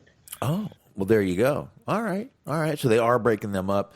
We would love to see Cesaro be in line for a big push. I know that's not usually in the cards, but let's hope it is. Nakamura, I would say the same thing about. Usually he gets the same sort of treatment. Cesaro a little worse, but we'll see what happens with those two. This match was going fine, and then Miz and Morrison come out. They're attacking Big E. Otis comes down, lays out Miz and Morrison. Sheamus joins the babyfaces as their third because Big E is down. And then it's a free-for-all of finishing move. Sheamus gets the win. Miz and Morrison attack him. And then Braun shows up. Mm-hmm. Ripped and fucking mean. Holy shit. Luke Birch in the chat. Been a while, Luke. Nice to see you. Showed up a little bit Wednesday, too. Oh, all right. Didn't see him. I was a little more drunk Wednesday than I am tonight. But looking ripped and mean. Dude, I saw a picture of him a while ago. But he looks even more ripped at this point. Mm-hmm. Braun looks great. And if he's in the Rumble, I don't know. Well, yeah, that was interesting that they did this. And I almost questioned why they did this, because I was sitting there thinking, I was like, yeah, like, Braun's been gone for a minute. He's due to come back probably at the Rumble. And then they have him come out, and they're definitely implying that he's going to be at the Rumble. So it's like, it's a little curious as to, like, why bring him back on SmackDown instead of having him, 27, 28, whatever, have that big spot and have that kind of little bit of a pop there. He does have it. He's got a pretty good shot at winning, and I don't know if I would pick him to win it necessarily, but he's probably gonna wreck some shit. Well, you know what? After this, why don't we go ahead and knock out predictions? Sure, that sounds good. Yeah, that way we're not going back. We're already talking WWE. We got a bunch of news to get into, and we will. Yeah, why don't we do that? So I mean, we're pretty much done with the show, but yeah, and as far as Braun coming in now, well. Now you've got someone to look forward to. At least you've got one, I'm not going to say surprise, but you've got one person that's fresh, you haven't seen in a while, that will probably be in the Rumble. Now we got to see what number it is. Listen, part of the fun of the Rumble is knowing when they come in the Rumble, obviously. So that's going to be it's going to be a good time watching that Sunday night with the old high marks. Yeah. Oh yeah, sorry, not to step on that. Like you were saying, it's going to be a lot of fun Sunday with the high marks. I'm glad to have them on board with us, hanging and banging. We were talking about before I was lamenting it that they're going to be doing backstage tomorrow night. They're going to be announcing number 30. I wonder if that's going to be number 30. I wonder if they just went ahead and had him come out tonight, then you announce that he's 30, and then that's one thing that's taken care of. Oh, he came out last tonight. Mm-hmm. So you're thinking that he might be last in the Rumble because he came out last night. Dude, that's so pot talk. That's right. I did like the little bit at the end though, where they went back and forth with getting everybody's facial reactions. That Braun's back, because you had Miz and Morrison doing the oh fuck face, and then you had Big E, who was still kind of laid out, but he was resting against the barricade, and he was looking kind of a smile, kind of an oh fuck look, things just got more interesting. I thought it was kind of cool. Yeah, I saw that too. Now, I obviously covered it good because Antox has not corrected me, so I'm happy about that. But I got to tell you, like I said in the beginning of this was 100 times better of a go home show than Raw. It was. It definitely was. And I get it. It's on Friday. It's closer. You're only a couple days away. But shouldn't your flagship show, as you like to call it, shouldn't that be pushing your pay-per-view? Even though it's only, it's 6 days away. It's not that far still. I get you want to save a little bit for SmackDown, but I'm just saying. I don't know. And Texas saying they nixed the announcement of the number 30 competitor, which, good. No one liked that. Everyone complained. And rightfully so. Why take the surprise out of it? That's what makes Royal Rumble fun. Yeah, exactly, man. It really does. It really does make the best of it. When it's I don't think I care anymore. So, all right. Well, hell. That was SmackDown. Mm-hmm. And I did get that other one you sent, Mark. Sure. I did. I got it. It's up there. Let's go ahead and knock out these predictions here. All right. All right. Let's go ahead. Let me go up here. Let me do this. Now, once again, I got us sitting here on the old Excel spreadsheet so I remember, because I was tired of doing predictions and being drunk and not remembering what the hell's going on. So, I've got it here.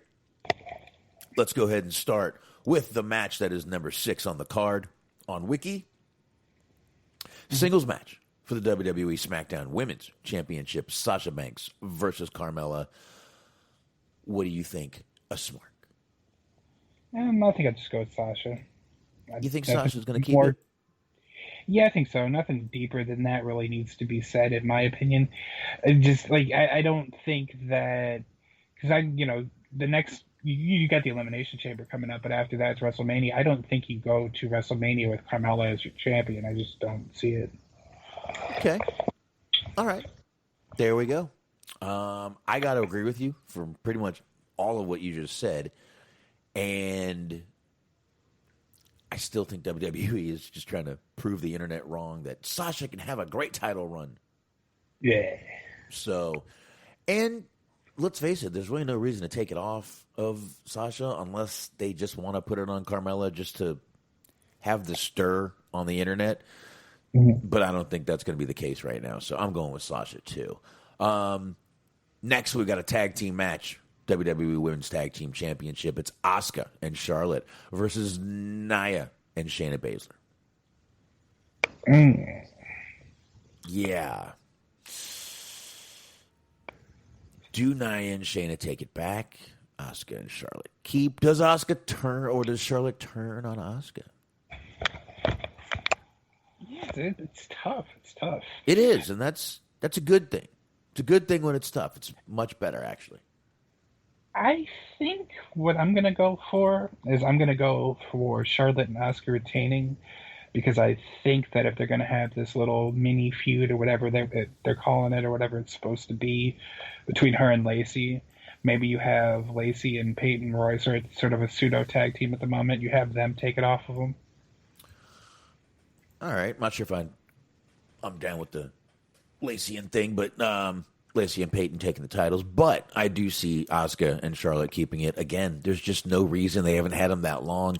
The only reason I could see them losing is if Charlotte turned on Asuka, which I don't think they're ready to do that yet, because now she is, like you said, going up against Lacey, and you need a heel, you need a babyface. So, and like you said, like, yeah, they haven't had them that long, but I also don't think that they really intended keeping it on them for super long, because they're not even really establishing them as a tag team on Raw. Like, they both have their separate angles and feuds that they're a part of, and like they don't really help each other in those stories. Right. So I feel like they kind of just had it so that it would be the, whole big Charlotte's return, that kind of surprise thing of her winning it, and then her padding out her stats and like moving her closer to the whole Grand Slam champion thing that they like to do. Yeah, could be. All right. Oh, Weeb says Rick will cost them and side with Muda's daughter. Oh, shit. Anyway. There you go. Man, fucking COVID. They can't even spit mist anymore. Oh, no. Yeah, no. God damn it. Anyway.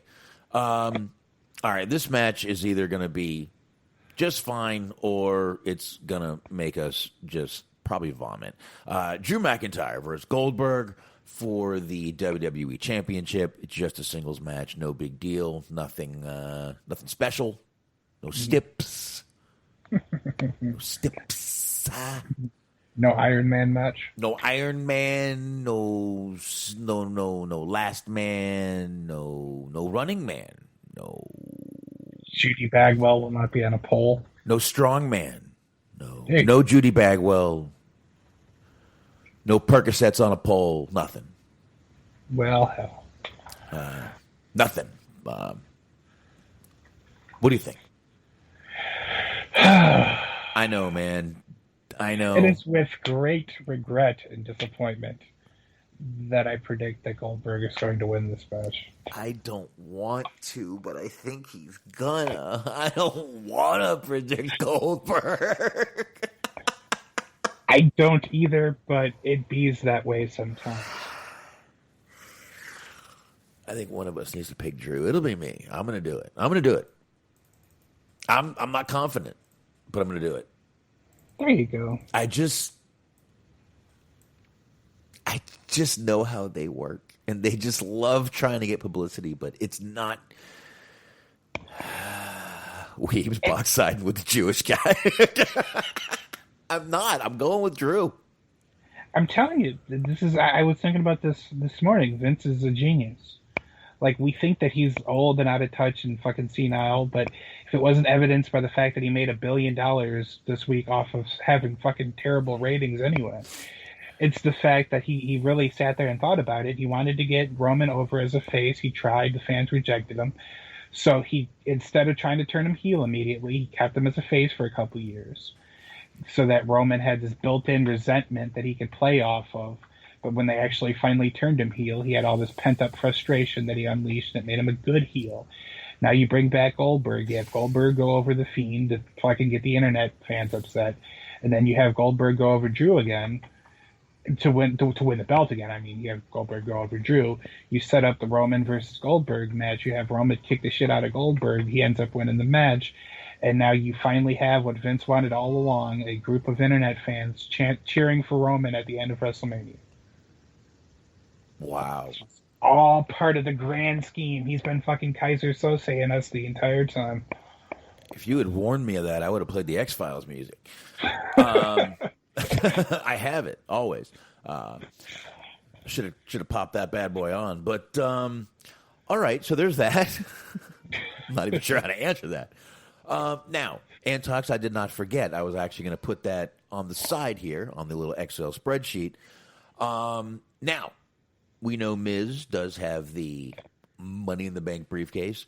Now, does he cash in on who? It doesn't matter who he picked as champion. I just want a quick yes or no. Cash in, yes or no. I'm going to go with... it can't be a quick yes or no, but because I'm going to go with yes. But I'm going to go with... It's going to be the same thing that they did last time. Morrison hands in the briefcase. Miz wins, but because Morrison handed in the briefcase, it doesn't count. Okay, so you're saying... All right, so you're saying yes, but with fuckery. Yes. Yes. But if Miz wins, he's not going to complain. Oh, I see where you're going. They're going to go, well, since you said you wanted the... Oh, Pierce is going to go, well, look, if we have to follow the rule to take it, we have to give it back, we have to follow the rule to take it, too. Mm-hmm. Oh, that's deep. Ooh, I like that. I like that. Now, I don't think he's going to cash in. I think he's actually going to... I think he's actually... You know what? I think he might lose it if he cashes in. Give me a second here. Wow, my girl is screaming out there. I might put cash in and just put lose it. Because I think he's going to lose it.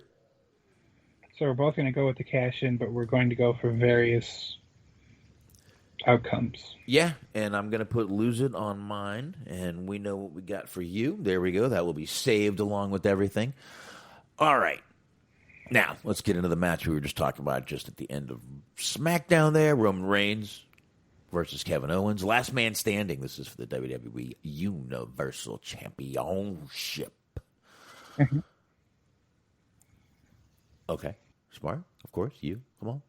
I'm going with Roman, but good for them. They've made it a lot less. They may be a little bit less confident in that pick than I was a couple weeks ago, so there you go. Roman, yeah. I'm highlighting yours real quick with the green. Why take it off? Because you have so much more of this storyline left. Right. You really have a lot of this storyline left. So, yeah, I'm going to go with Roman. I don't see him taking him off him right now. Yeah, this is the road to Mania. There's no way they're going to take it off him on that road to Mania. So, all right. Next up is the Women's Royal Rumble match. Now, who do we have announced right now? Let's go down to it right now. Right now, we've only got 13 of the 30 entrants announced. We have Nia Jax, Charlotte Flair, Bianca Belair, Bayley, Mandy Rose, Dana Brooke, Peyton Royce, Alexa Bliss, Shayna Baszler, Liv Morgan, Ruby Riott, Tamina, and Natalya. Okay. Bianca Belair is obviously a favorite right now. Mm-hmm. So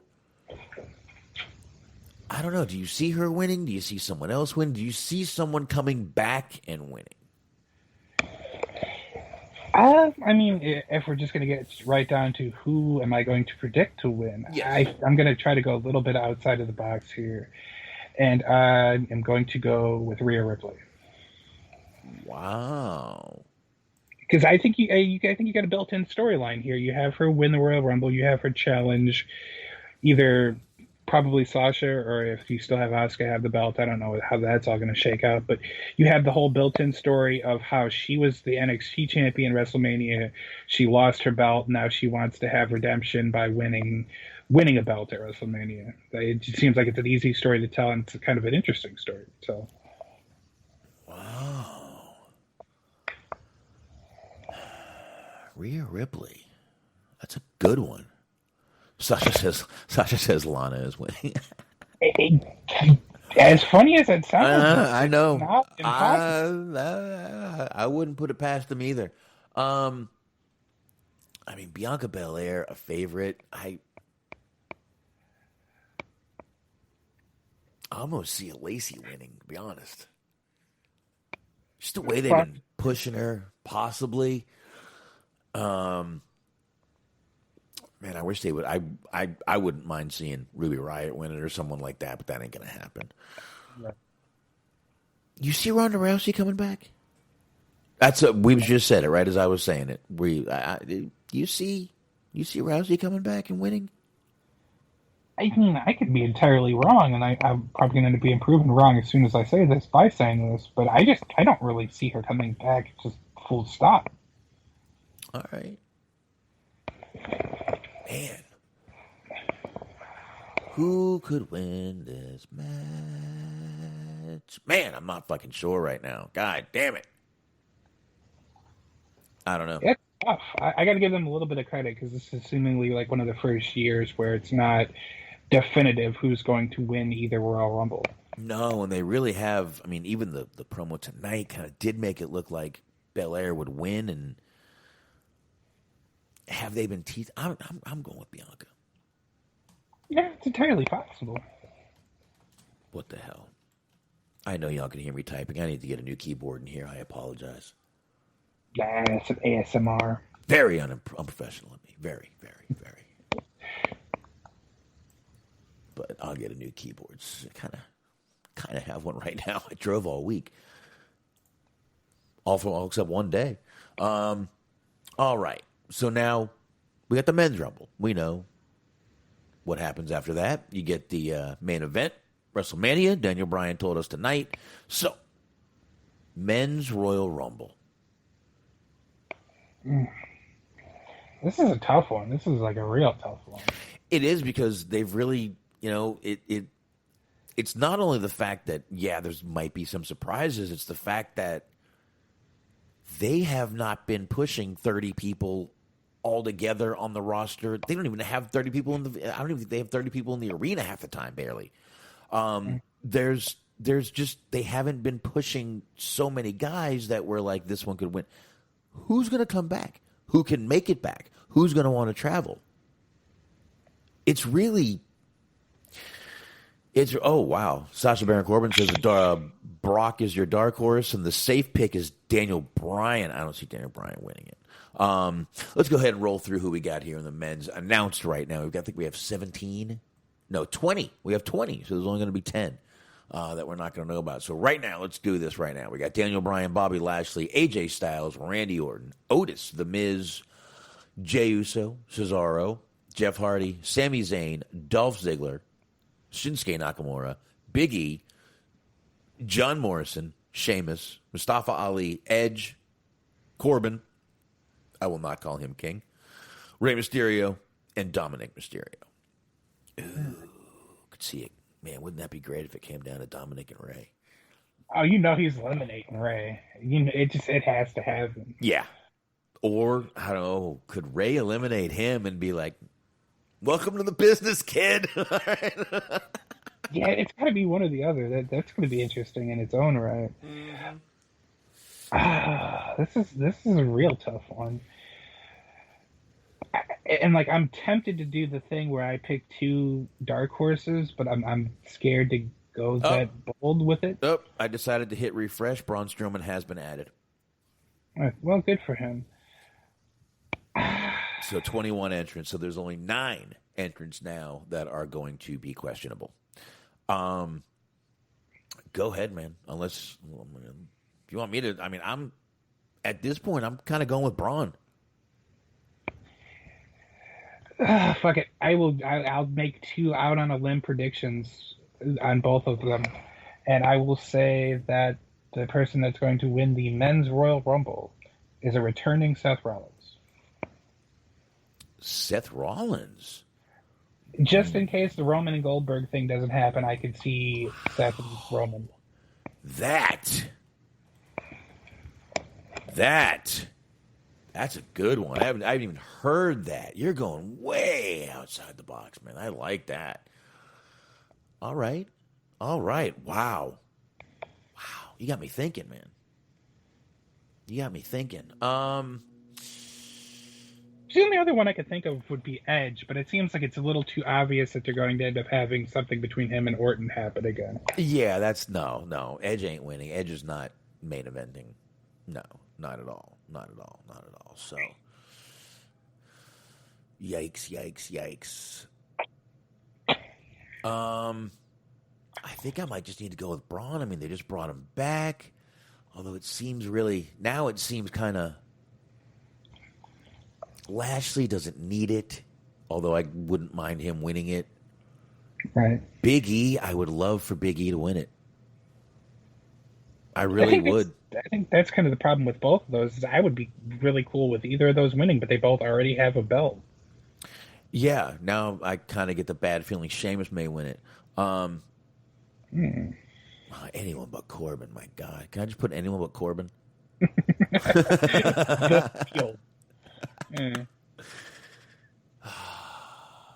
God. And then there's a couple, and there's a couple of them too, because you could even look at potentially Nakamura, but are they going to make him a two-time champion or two-time Rumble winner? Do they believe in him that much? I know Big E has that belt, but the belt plus that, I'm going to go Big E. Fuck it. Go for it. I like it. I'm going to go Big E. Big E. Ooh, that's a W. That's the E, right beside the W, in between the W and the R. All right, so we knocked those out. Let me go ahead and save this. Save. We'll call it Rumble. Luke here saying that Big E is the wrong pigmentation for Vince to let him do anything. Not necessarily wrong, but that's an interesting take just the same. Well, I don't know, man. We'll see what happens here. So, all right, there we go. Sure. Done. Should be a pretty good show, I think. I think it will be too. And like I said, we'll be watching it live, so don't forget to join us here on Sunday night. We'll be probably... We're not going to come on for the pre-show. We'll come on right when the show starts. We may come on right when the pre-show is ending, 5-10 minutes before. But because we'll be in there early to make sure everybody's online and ready to go. All right. So let's see here. Let me go back here. Let me close. I don't have to close anything. And we've got some news to get into here that we can go ahead and knock out. Let's start with something just quick and easy. Wade Barrett. Wade Barrett today, after 13 and a half years, he says, after 13 and a half years of living in this great nation, I have been granted citizenship of the USA. Thank you, and he puts the American flag, for embracing this Englishman. World Cups aside, I will continue to support you in everything you do. To life, liberty, and the pursuit of happiness. Cheers. Stu Bennett. So there you go. Yeah, right on. Good for him. Absolutely. Now a citizen of the United States, doesn't need to mess with all those visas and bullshit and work visas, and that's good, man. That's really cool for him. Congratulations to him on that. Yeah, and especially like a time right now during the pandemic and all of that, it's one less thing to worry about. It's got to feel pretty good to get that taken care of. Yeah, I mean, let's say right now your work visa runs out and you may not be able to get back. Well, funny you should mention that, because if you want to, we can transition to another visa-related issue. Okay. So, it's a little bit of news from the Observer newsletter about my personal favorite wrestler, Mr. Pentagon Jr. Uh-huh. So there was an attack ankle that happened on the January 20th edition of AEW Dynamite. And it says here, in regards to that, Penta had been injured for a while last year, but has recovered and is no longer hurt. It wasn't the real Pentagon in the injury angle on January 20th. It was someone else wearing a Penta outfit. Now is the time to cue the X-Files music. We've got a false Penta running about. That's right. But anyways, it says in regards to that, he's sorting out a visa issue and will be back when that's taken care of. Also, a little bit of a side note, Penta and Phoenix are also opening up a Lucha Libre store in South Pasadena, California called Republic of Lucha.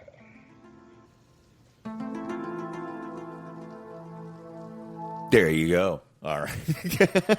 There's a fake Pentagon. So, And they did this before. Like, AEW is starting to build up a reputation for using doppelgangers. So we're talking about one of the Bucks having COVID. I think it was Matt. That was the one that had COVID.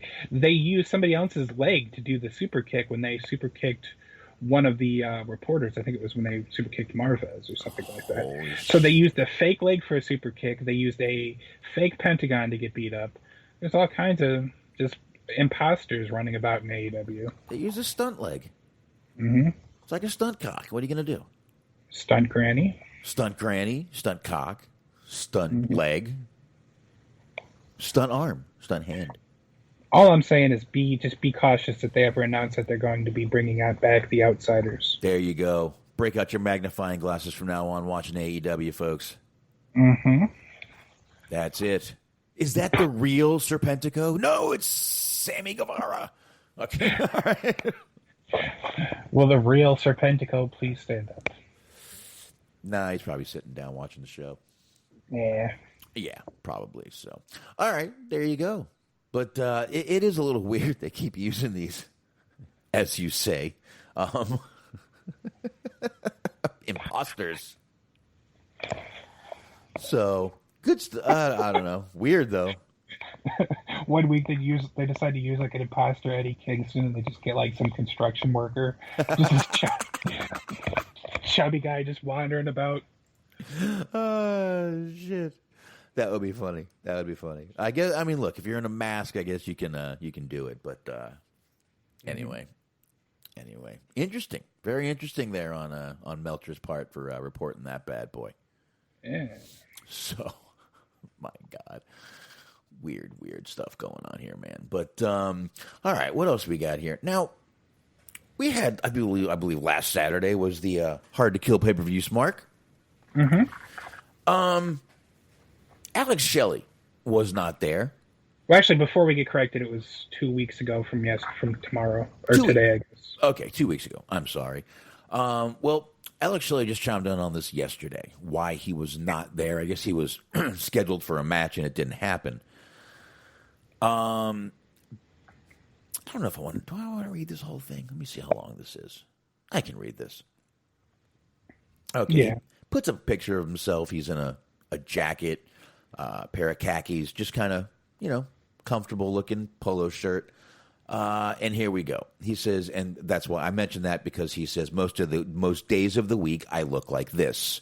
And he put up a picture of himself. Got glasses on, just normal looking guy. You wouldn't notice if he was anything different any other way. He said, I read theories about why I wasn't that hard to kill. They range from injury, illness, to getting arrested, to harming my family members and attempting to cover it up.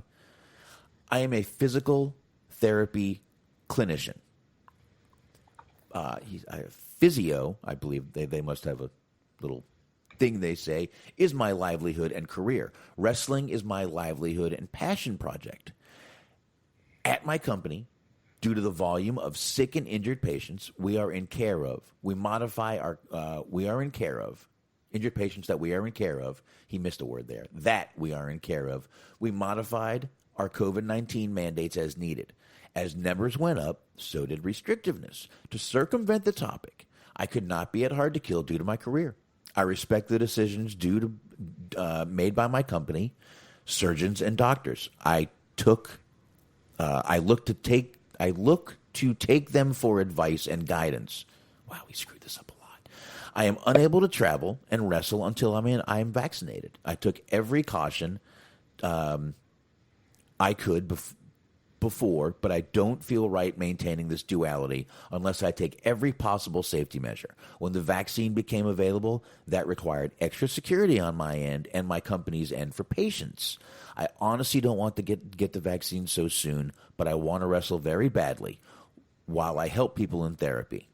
So, there's no option. Impact Wrestling was very supportive and understanding, and as someone who does not have nor wants a contract at this point, my hands were tied. Thank you for your support, everyone. So basically, to kind of wrap that in a nutshell, my company basically didn't want me going and traveling and possibly being around a bunch of people who could be infected, and me being exposed and exposing my patients, and therefore maybe being a, finger quote, super spreader without even knowing it. Mm-hmm. Got to respect the hell out of that.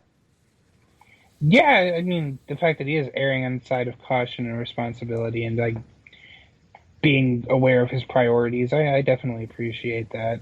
It's one thing to we've seen people that have decided to sort of do other things outside of this. We've questioned whether or not they were responsible. So it's cool to see him just like taking whatever precaution necessary to keep the people that he's taking care of at his number one job, taking that, making them safe and taking that seriously. Good on him. Absolutely, man. And it's good. I mean, my God, a guy who cares more about his day job than, getting 100 and some thousand people to watch him on just in the ring. Really good. Great on him for doing this. And I'm glad he explained it because, like he said, the rumors ranged from injury, illness, to getting arrested to harming my family members and attempting to cover it up. I wonder about that. Like, I wonder, because basically he's saying the Benoit thing. Right. And it's like, I don't know if somebody was making a joke about that or somebody actually believed that or whatever the fuck. I hadn't ever seen that. I'm not saying that it wasn't out there. He would know better than I would because he's the one that's getting these tweets and seeing this shit. Right. But I saw where I saw, I forget where I saw it, but I had actually seen somebody saying that it was basically just that he was taking his actual job in preference over working for Impact, and I saw that he couldn't get time off because that was the theory that was being lobbied around. So like, not entirely true, but in that ballpark. No, he's actually just trying to save lives. Right, yeah, and what I mean is I it's mean, a work-related thing. He did take priority over his main job over wrestling. Yeah. But it wasn't that he couldn't get time off. It was that he was keeping everybody safe. Well, he was restricted from going. Obviously, his company said, you can't go. You can't go. Right. And, I don't know. I'm sure it was I don't know if they said, you go, you're fired. I doubt they did. I'm sure he knew the restrictions and said, hey, I expect to be there. But, like he said, when the vaccine came out, which was very recent, right, they had to cover more protections because you're going to have more people coming in at that point. Right. So, yeah, you're going to definitely have more people coming in, which is going to cause more, which, again, this virus ain't no joke. Oh, no, for sure. Absolutely. Yep. And like, I'm not an idiot. I get it. I understand that a lot of these people, especially, only on the independent scene, really, a lot of them do have to work secondary jobs and shit, supplemental income and whatnot. But it's just, especially at a job like that, like in the medical field and some of the more sort of like quote unquote grown up type jobs, it seems like a really weird kind of existence to work that and also be a wrestler. Right. Where it's like, because it's a little bit different when like you're like working at, a restaurant or whatever, because a lot of those people have side hustles anyway. Right. So it's a little bit more natural. But when you're working as like a doctor or like in his case, what he was doing, it's a little bit more weird to be like, yeah, but then on the weekends I also wrestled. Which is fine. We're just in a very different time. We're in a fucking pandemic right now. We got shit going on. He's trying to do the right thing for his patients, his clients, and absolutely, yeah. Yeah, you can't fault him for that. Anyone even, and whoever thought he was doing like a Benoit can fucking literally go fuck themselves. Yeah, like, it's fucked up if it's a joke. But, like, if you're actually for real, seriously, genuinely lobbying those accusations around based on fucking no evidence whatsoever, go fuck yourself. Yeah, again, I'm not down with cancel culture, but, just saying. Right. Let's, but, yeah, good on Alex Shelley. And, again, I'm glad he decided to explain it. And, he might have missed a few words there, but he explained it very well otherwise. Yeah. So, all right. We'll move on from that. Kurt Angle announced that he is getting a podcast of his own with none other. You're fucking kidding me. Nope. Than Conrad Thompson. I was going to make the joke.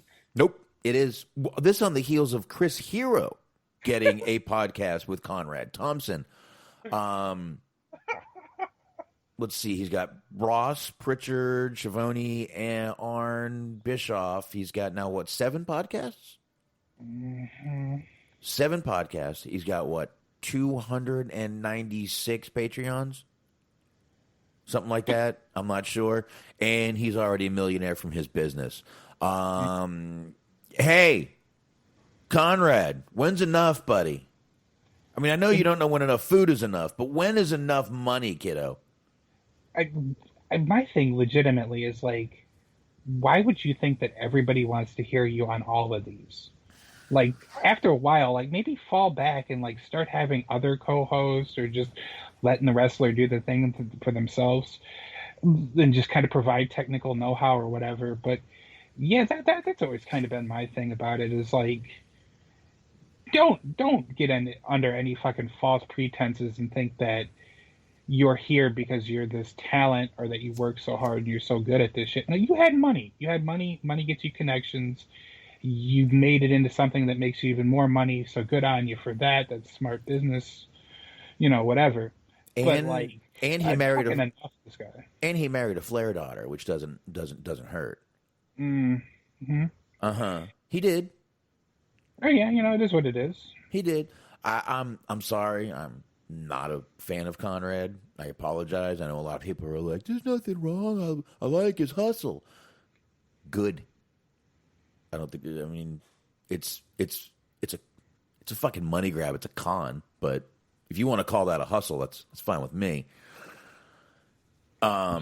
He just got lucky. He already had money and married into the family and just started doing wrestling podcasts. And now he's got every big guy, and all he does is ask him questions.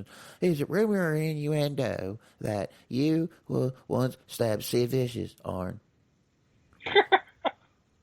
That's actually a pretty solid impression. Thank you. I tried. See if I can try my hand at this. I can't do Southern accents well, but I have a little bit of extra husk. How can you not do a Southern accent well? I know. I lived here for fucking 21 years. Now, let me ask you, JR. You were at the Bash at the Beach. Now, see, it doesn't work. I can't do Southern accent. I work so hard to maintain my Northern accent, or to at least be accentless, that I don't do accents well. I'm from like so many places. I'm not sure what my accent really is. I know once I drank a little too much, I do get a little Southern. I'm sure. If I know. Have you lived anywhere that hasn't like directly been in the South? Because I know you went from Florida to Texas. Mm-hmm. Well, and North Carolina. See, what's funny? It's also kind of Southern too, though. Yeah, well, I lived in Raleigh. It's very city. Now, what was funny was when I moved from North Carolina to Florida, they told me I had a redneck accent. Hey, you got a redneck accent. I'm like, oh, really? I never noticed it. I moved from North Carolina, from Boston. They told me I had a Yankee accent. Matter of fact, I remember when I moved there, my teacher at the time, when I moved there, and I was young. I was 6 years old when I moved to North Carolina. And my teacher asked me if I know the difference between a Yankee and a damn Yankee. Mm-hmm. And I kind of looked. I can't believe I remember this, but I'm 6. I'm 6. And I looked at her and I went, I know. And she went, a Yankee comes here and visits. A damn Yankee visits and never leaves. Mm-hmm. I'm 6 years old, dude. Yep. No, I mean, this should be surprising, but I have heard these jokes as well and have dealt with this. Like, they acted like fucking me, and I was about the same age. I was like 8 when I moved down here. Yeah. And it was like, they were treating me as though I was the one that was responsible for the Civil War. It's like, I don't have anything to do with any of this shit. I will say to kind of provide a somewhat funny antidote, like, again, I was a kid. I was 7 or 8. I was naive, and I naively trusted my elders, my relatives, and that led to them sometimes feeding me bullshit because they thought it was funny, and I wasn't smart enough to realize that they were fucking with me. My grandfather convinced me that no one down here owned shoes. Like, he told me that everyone in Tennessee, like, nobody owned shoes, and they just all walked around barefoot. If you Which- came to my house, you would think that, except I'm the only one. I wear shoes everywhere. I do not like being without shoes on. That's one thing if you're like inside the house, but like No, there are some people that walk around barefoot outside, and it's like, I don't know. my kids, my wife. That more than anything is just a matter of like I wouldn't do it because I don't want to like potentially step in some glass or some jagged rocks or some shit. I remember though. I've said I won't even go in the ocean without shoes on. I'll put sandals on. Not a bad idea, honestly. I don't like the way it feels, so I wouldn't do it. But like, there's a lot of shit that could cut you up in the ocean. Yeah, that's one of the reasons I do that. I've had my foot sliced deep, wide open to where so I probably needed stitches, but super glue did just fine. Going the taboo route. Don't ask. Dude, my wife hates me when I do that. I'll bring my kids will get cut, and I'm like, babe, go in the other room. I'll get the super glue out. It hurts for about 10 seconds. It goes away, and it never hurts again. You don't need a Band-Aid. You can shower with it, and eventually it just goes away. The only thing I've ever done that's even like kind of close to that, I don't know if I've told you the story or not. I probably have. I had a real bad ear infection. Shit just would not go away, and it lasted for about 2 weeks, and I just got tired of it, and I tried all this swimmer's ear and oil and all this kind of shit, like any kind of home remedies that you could possibly find online. And after a while, I just got really tired of it, and I was looking, and I had a bottle of Everclear. And I got to thinking. So I grabbed a Q-tip, I dipped it in Everclear, so I had it like submerged. I stuck it in my ear. It burned like a motherfucker for about a minute and a half. It went away, and so did the infection. Like the very next day, it was completely gone. Well, yeah. I wouldn't recommend it to anybody, but I took a shot and it worked. The infection passed out is what happens, Mark. And you probably gave it alcohol poisoning, and it just died right there. Probably exactly what happened. Woo. And yes, I actually that would hurt my ears because I've told you before, I've got a ringing. I've got tinnitus or tinnitus. I forget the name of it. Mm-hmm. One of those two. It's either tinnitus or tinnitus. One of them is for your knee. One of them is for your ear. I don't know which is which. I apologize for sounding stupid, but I do it twice a week. You guys should be used to it by now. But I've got that, so Plus, I wear these big can headphones all the time.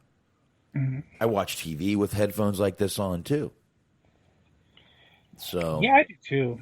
Yeah, so because I got the wireless, I got the Bluetooth dongle, as they call it.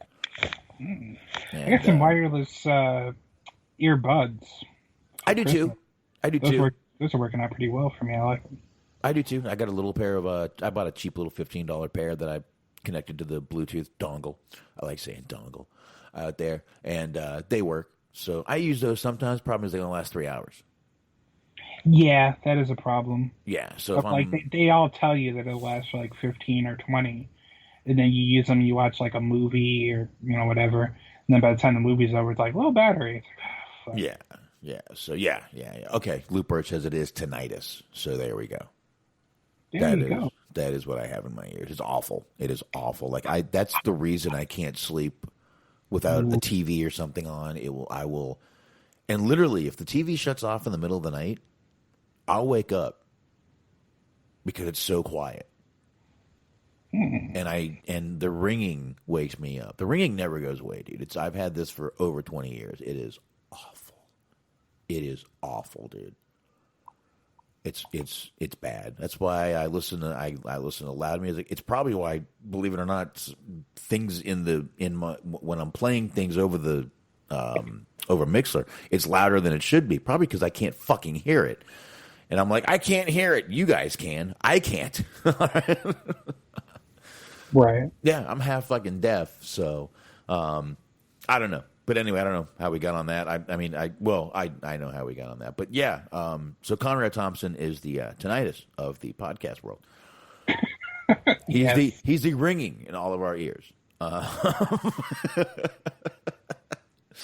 Like I said, listen, if you like it, that's not a problem with me. I got nothing against you. I don't care for him. I don't care for a lot of the podcasts aren't really. I mean, it's just him asking them questions, and usually they just go over shows and this and that. You don't really get much really deep into a lot of stuff. Every now and then they say something that makes the dirt sheets, and that's where I see it. Yeah, I listened to a little bit. I was listening to a little bit of the one he has with Shivani for a little while. And then I listened to an episode where he spent like 20 minutes addressing his haters. And I was like, you know what? I'm done with this. No, thank you. I don't care who you are. I don't care about you and the people that don't like you and your issues and beefs and dramas and whatnot. Yeah, I mean, look, I listened to Jim Ross for a while. I've listened to Pritchard once or twice. Schiavone I've never listened to.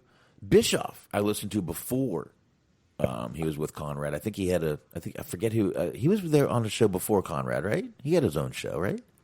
Yeah, he had the 83 Weeks. Doing podcast one or whatever. It was one podcast. I remember because he would have Trish or Lita on, and he would just ask questions that just made him seem like a horny old pervert, which was funny to me because he was like, "Oh, Lita, tell us about the last sex celebration. How moist were you that night?" And it's like, all right, Jim, calm down. We'll get the hose. Well, we know a little more about that now. Yeah, unfortunately. But anyway, enough talking about Conrad and his major grift in the podcast business. It's a good hustle. I mean, fuck, I don't blame him. If I could make that money, I'd make that money too. God bless him. Eventually, I'd feel shitty about myself, but the more money you make, the less dignity you need. No. Even when I was young, and you get it. I mean, dude, when I was 23 years old, I drove a Porsche, which I traded in for a Ferrari F350 Spider, or Ferrari 350 Spider. I've had money, right? I get you. And I didn't change. I drank more. Well, there you go. Yes. Went to the titty bar a lot more. But that's it. That was it. Shit, I used to go to the titty bar and pay for my friends to go. I'm like, come on, man. Come on. I'm buying. Let's go. As we established, you do like the buffet food over there. I used to. I've the only reason I've been to a strip bar here is to sell them cigars. I have to deliver and sell cigars. That's the only reason. And I went during the day, and they weren't even open yet. So, have not been to a strip bar in Texas ever. Right on. Ever. So, no reason to go. Actually, my wife said she would go with me one night if I ever decided to go, which I have no reason to go. So, I have no real interest necessarily in going to like any of those.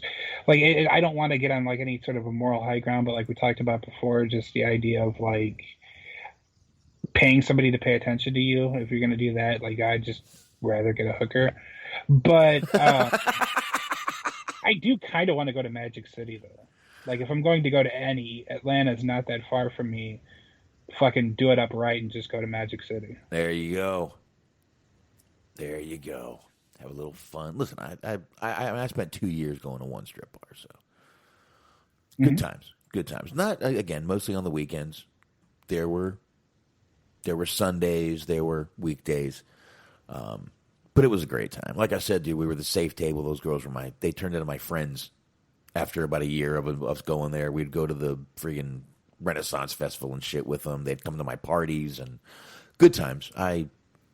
Yeah, I mean, you definitely can probably foster up a relationship with some of these people. And I don't even mean like relationship. I just mean like, you get to know them, you get to befriend them and whatnot. And it probably has its benefits, of course.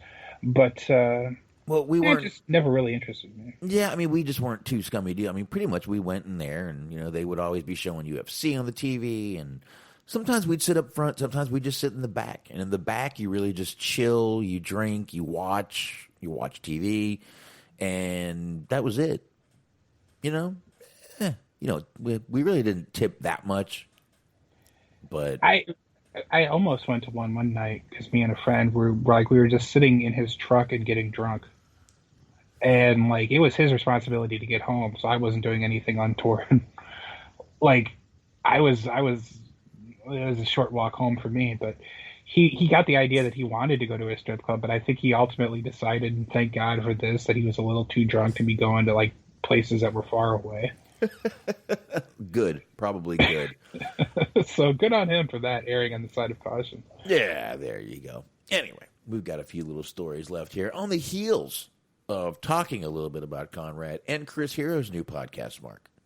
That's right, yeah. I believe you've got a little something to talk about from Chris Hero's podcast. Yes, we will get into that right now. I do have that brought up here. I have it on the tab here.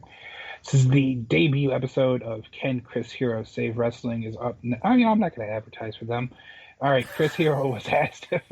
Thank you. We're not going to talk shit about Conrad for 45 minutes and be like, hey, check out this new podcast. Motherfucker doesn't plug us. Anyways, Chris Hero was asked if NXT has overcomplicated the process of training wrestlers. Quote, once they went live week to week, they started losing focus of what they wanted from the talent. The initial purpose of NXT was to have a television show to get talent ready for the main roster so they would get those reps. When I started with FCW, we would do our monthly tapings for FCW on the Sunshine Network. Then they worked out this deal with Full Sail. They ran a pilot episode right before I started. Then they, I don't want to say stumble, but they ended up with this lucrative deal with Full Sail. Then they ended up on Hulu. Then the network came. Now they capitalized on this niche fan as opposed to the casual fan that loves the main WWE superstars. I think it was 2015 when NXT really started gaining steam. They got Kenta, they got Finn Balor, they got Kevin Owens. Obviously, Sami Zayn was on his way up. Neville was on his way up. Cesaro would come back and do matches here and again. TJ Wilson or Tyson Kidd would come in and do matches. It really exploded. I think it was Mania weekend in San Jose where they had that massive show that sold out quickly, and they were like, oh my God, we have something on our hands. So the success of that muddies the water, I think. The performance, I think at the Performance Center, because when you have people learning how to wrestle or trying to learn how to wrestle so that they can be WWE superstars or that they can wrestle for NXT. Something was misworded there, but anyways. Yeah. It wasn't your fault. I'm looking at it. It was. Go ahead. Basically, what he's asking is, do people want to be WWE superstars, or do they want to just be in NXT? He says, while people say they are the same, they are absolutely not, because they are run by different people who want different things. I think one of the reasons that independent wrestlers who have the background in independent wrestling are so successful is because they are able to adapt to that. When all you know is what you've been taught in the Performance Center, it's really hard to throw somebody a curveball and go, you've been doing it this way for 2 years of your 3-year career, now we need you to do it this way. It's difficult for a lot of guys and girls there to make certain adjustments because we can banter back and forth about what's good pro wrestling and what's not good pro wrestling, but what it boils down to is what the boss wants. Who is the boss and what does he want? If he loves it, then you're, quote, doing a good job. Who is the boss and what does he want? Who is your daddy and what does he do? Which I believe the answer is always Tony Danza. Anyway, wow, there's a lot in there. First of all, you've got guys that have said they really don't want to leave NXT, like Gargano, Ciampa. Gargano and Ciampa, both pretty much right now, I would say, staples of NXT. Would they go to the main roster? I'm sure they would if they had something for them and they were in a big storyline or something like that. Mm-hmm. But meanwhile, this show is on television right now, regular television, not just the network. What's wrong with wanting to stay and build that company? And with a guy like Ciampa, an older guy like Ciampa, wanting to stay there and put over the younger talent, I don't see a problem with that. I mean, I think really what it comes down to at this point, because, like you said, everybody's on TV. So, I mean, NXT is on the same channel that Raw is. Mm-hmm. What's the difference? I think what it comes down to at this point is really just money. Like, if you can get a good deal working for NXT, if you're going to be making about the same or you're going to make maybe a little bit less, but you're happier there, go for it. I mean, I think that's really the only difference is I think people on SmackDown and Raw do end up making a little bit more money. But I think that also boils down to kind of an individual base by base, person by person kind of case. Yeah. Yeah, you're right. I'm sure it does. And I mean, I would figure a guy like Ciampa probably put some money away, and he's probably doing fine on what he's getting paid. And I'm sure he's getting more than a lot of people because he came in with a name, talent, pretty much TV ready. But, I mean, you got Gargano out there who says he doesn't want to leave. I'm sure, like I said, why would you look at a lot of guys who have come up from NXT on Raw, on SmackDown, that they've done nothing with or just completely ruined. Right. Where's Tucker? Mm-hmm. Where's 24/7 purgatory? Yeah, where's Tucker again? I mean, we haven't. I mean, I know we saw him the other day, but how long has it been since we've seen him? I mean, there's people that have come up that just they did nothing with, absolutely fucking nothing. Right. I mean, I would usually a Russian example. That's a bad example. Bad example. He blew up his own career. But it's just, I just don't. Okay, I know yes, your main goal should be to get up to the main roster. And I'm sure that is probably the goal of a lot of those people. I'm sure it is.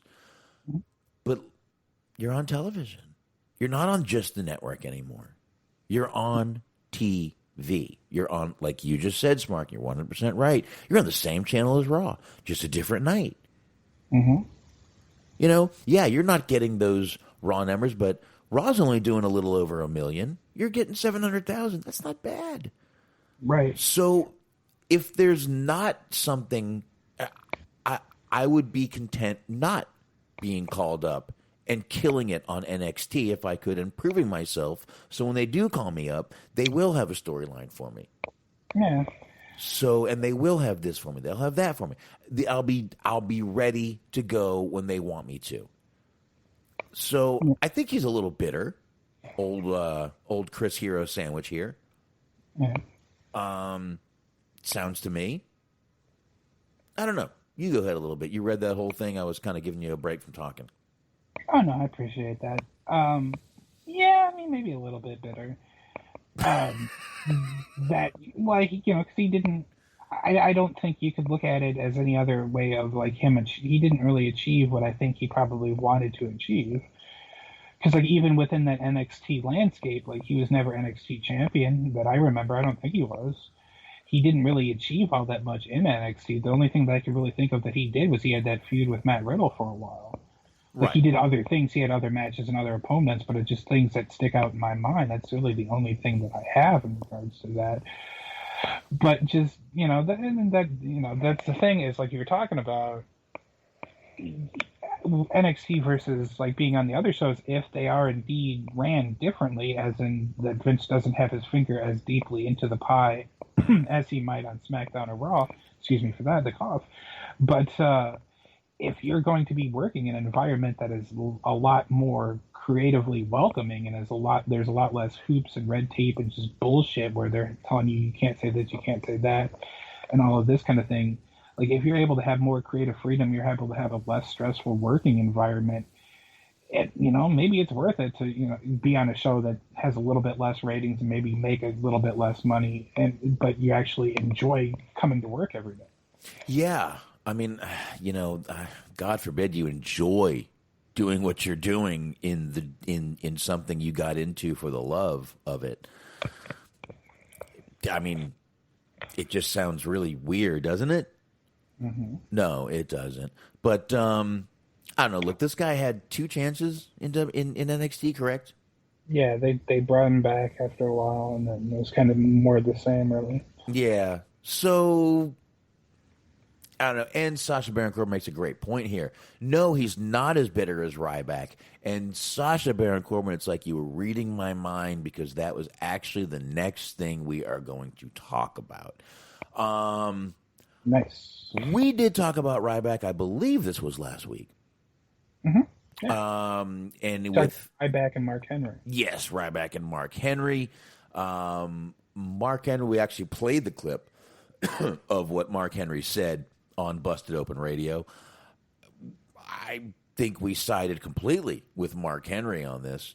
Ryback put out a tweet on the 25th of this year, of January, going to be speaking with my attorney concerning my options for the recent at WWE, at the Mark Henry, at Busted Open Radio situation of outright slander. Luckily enough, people know me to know the truth, but can't sit back and allow WWE to further this. Thanks for the support.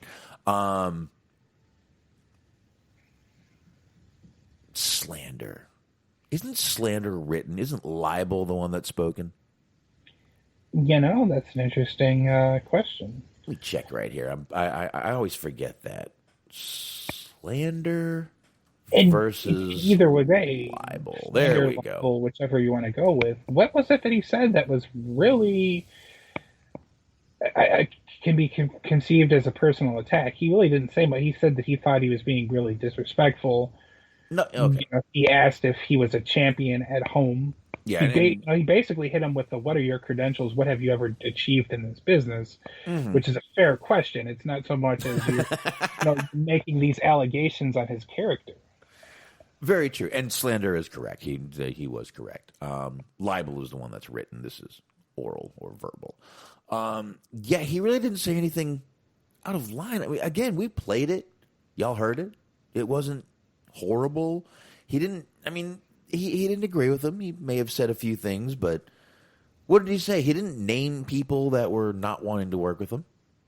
Mm-hmm. He didn't do that. So, anyway, we get that. Now, on the heels of that statement, Ryback today said he's actually getting death threats from people. Literally, death threats. One of the tweets he puts out after saying he received death threats was, "Can't thank at Busted Open Radio enough for giving at the Mark Henry a platform to completely lie on behalf of at WWE. Receiving death threats and messages of intent to harm me and my family in 2021 is no joke. Fucking disgusting. What you guys have provoked with this." I guess they're getting DM'd to him, because I think those would be really something. First of all, the dirt sheets would pick up on it. Twitter would take them down. There would be something with that. Right. I don't know. I don't know who would. I don't even know who would do that. And I got to tell you, as wacky as Ryback is, I'm not sure I believe him. That's the thing. This is kind of a snap judgment. It's really hard because my first instinct is I think he's full of shit. However, I will say, and perfectly well, we've both been a part of the community for other podcasts, and that certain podcasts tend to have just the unfortunate luck of drawing some people that maybe aren't necessarily the most mentally well. To be fair, you get some of these shows have a couple of people. I'm not saying everybody. I'm not saying the majority. I'm saying like a small handful of people who are maybe not very rational, maybe not very well mentally, who are sort of fanatical and might be the type of people to send random strangers death threats. It's not entirely out of the realm of possibility. No. However, I would like him to maybe, if he's going to come up with these accusations, maybe post something. Maybe out one, maybe two. Yeah. But again, I don't want to call Ryback a liar. I don't know the guy, but he's gone a little wacky lately. Sure. And there you go. So anyway, I hope he's not really receiving death threats. I hope he's exaggerating. And from what we heard and what I heard Mark Henry say, there's not much of a. I mean, this isn't a court case. This might end up in a civil court, but right. What are you going to get? $100? Yeah. Judge Judy. I hope it ends up on Judge Judy. There you go. You got Reed saying that Ryback's going to hire Clarence Mason to bring it down, old Mark Henry. There you go. I will say, though, I guess as the kids say, to keep the same energy, as it were. I thought it was a bit of a bitch move when Mark Henry was saying that he was going to do this to Leo Rush. I definitely think this is a bitch move. Ryback saying he's going to fucking sue somebody over something that got said on a podcast. Like, get the fuck out of here. Yeah. With that. And I kind of lost my train of thought there. But yeah, like you said, there really isn't too much that you could possibly stand on this. And if Mark Henry is telling the truth and he has access to the high-priced WWE lawyers, oh yeah, good luck, Ryback. Oh, yeah, good luck. Yeah. Go up against old what is it, Jerry McDevitt, Mm-hmm. McDevitt, whatever. Jerry McRich, that's his fucking name. Yeah, it's just another day at the office for that man. Jerry Mc, probably $2 to $3 million retainer. Is fucking. That's probably his real last name. So. Anyway, we got a couple more little things we're going to bring up here, and then we're going to go ahead and take off here. We don't really have anything strong to end with tonight, but I'll go with this one right here. Devon Dudley says the younger generation of pro wrestlers are disrespectful and rude. Obviously, this is coming off of Taker saying they're soft. Some people agreeing with them, some people not agreeing with them. Devon Dudley on a recent episode of Table Talk, which is, I assume, Devon Dudley's... Devon Dudley and Conrad Thompson. No, this is not with Conrad. Devon knows the grift. Come on, man. He knows what's up. It's true.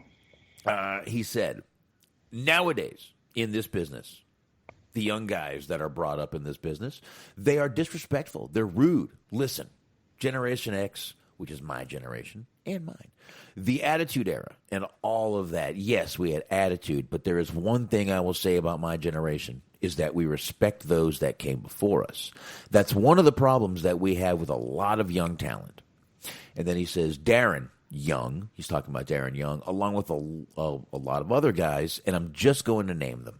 Drew McIntyre, Rusev, and Sheamus, they always had respect for the older talent that came in and always wanted to pick our brains. It was great being in the locker room with those guys. It really was. And it's funny because Drew McIntyre is in a storyline with a guy who says he has no respect for the elders and their legends. Oh, wow, Devon, you blew that one up. Yeah, where's Devon's respect for kayfabe, man? Yeah, well, he's got kids in AEW. He don't give a fuck anymore.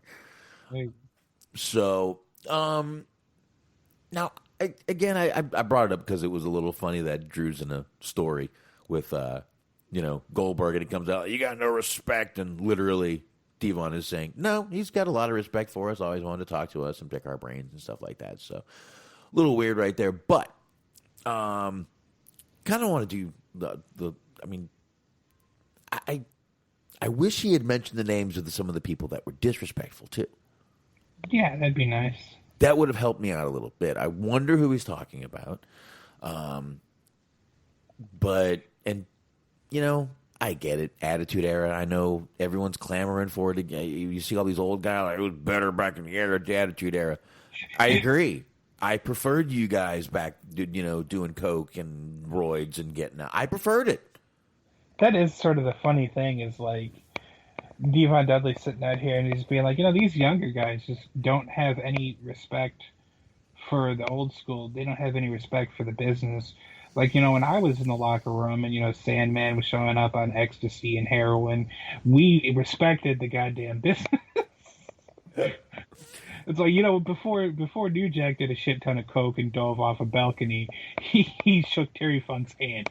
Yeah. Justin Credible's passing out in the back of the locker room, but, respect him. You got to respect that guy. I respect that he's gotten clean and done very well for himself since. I can respect that. That's right. But I don't respect him for a month at Target. Yeah, I don't respect him for, sitting there in a fucking folding chair passed out. That time Sabu shit himself. I wish, like you said, you said you wish he would have named people. I wish he would have given, examples.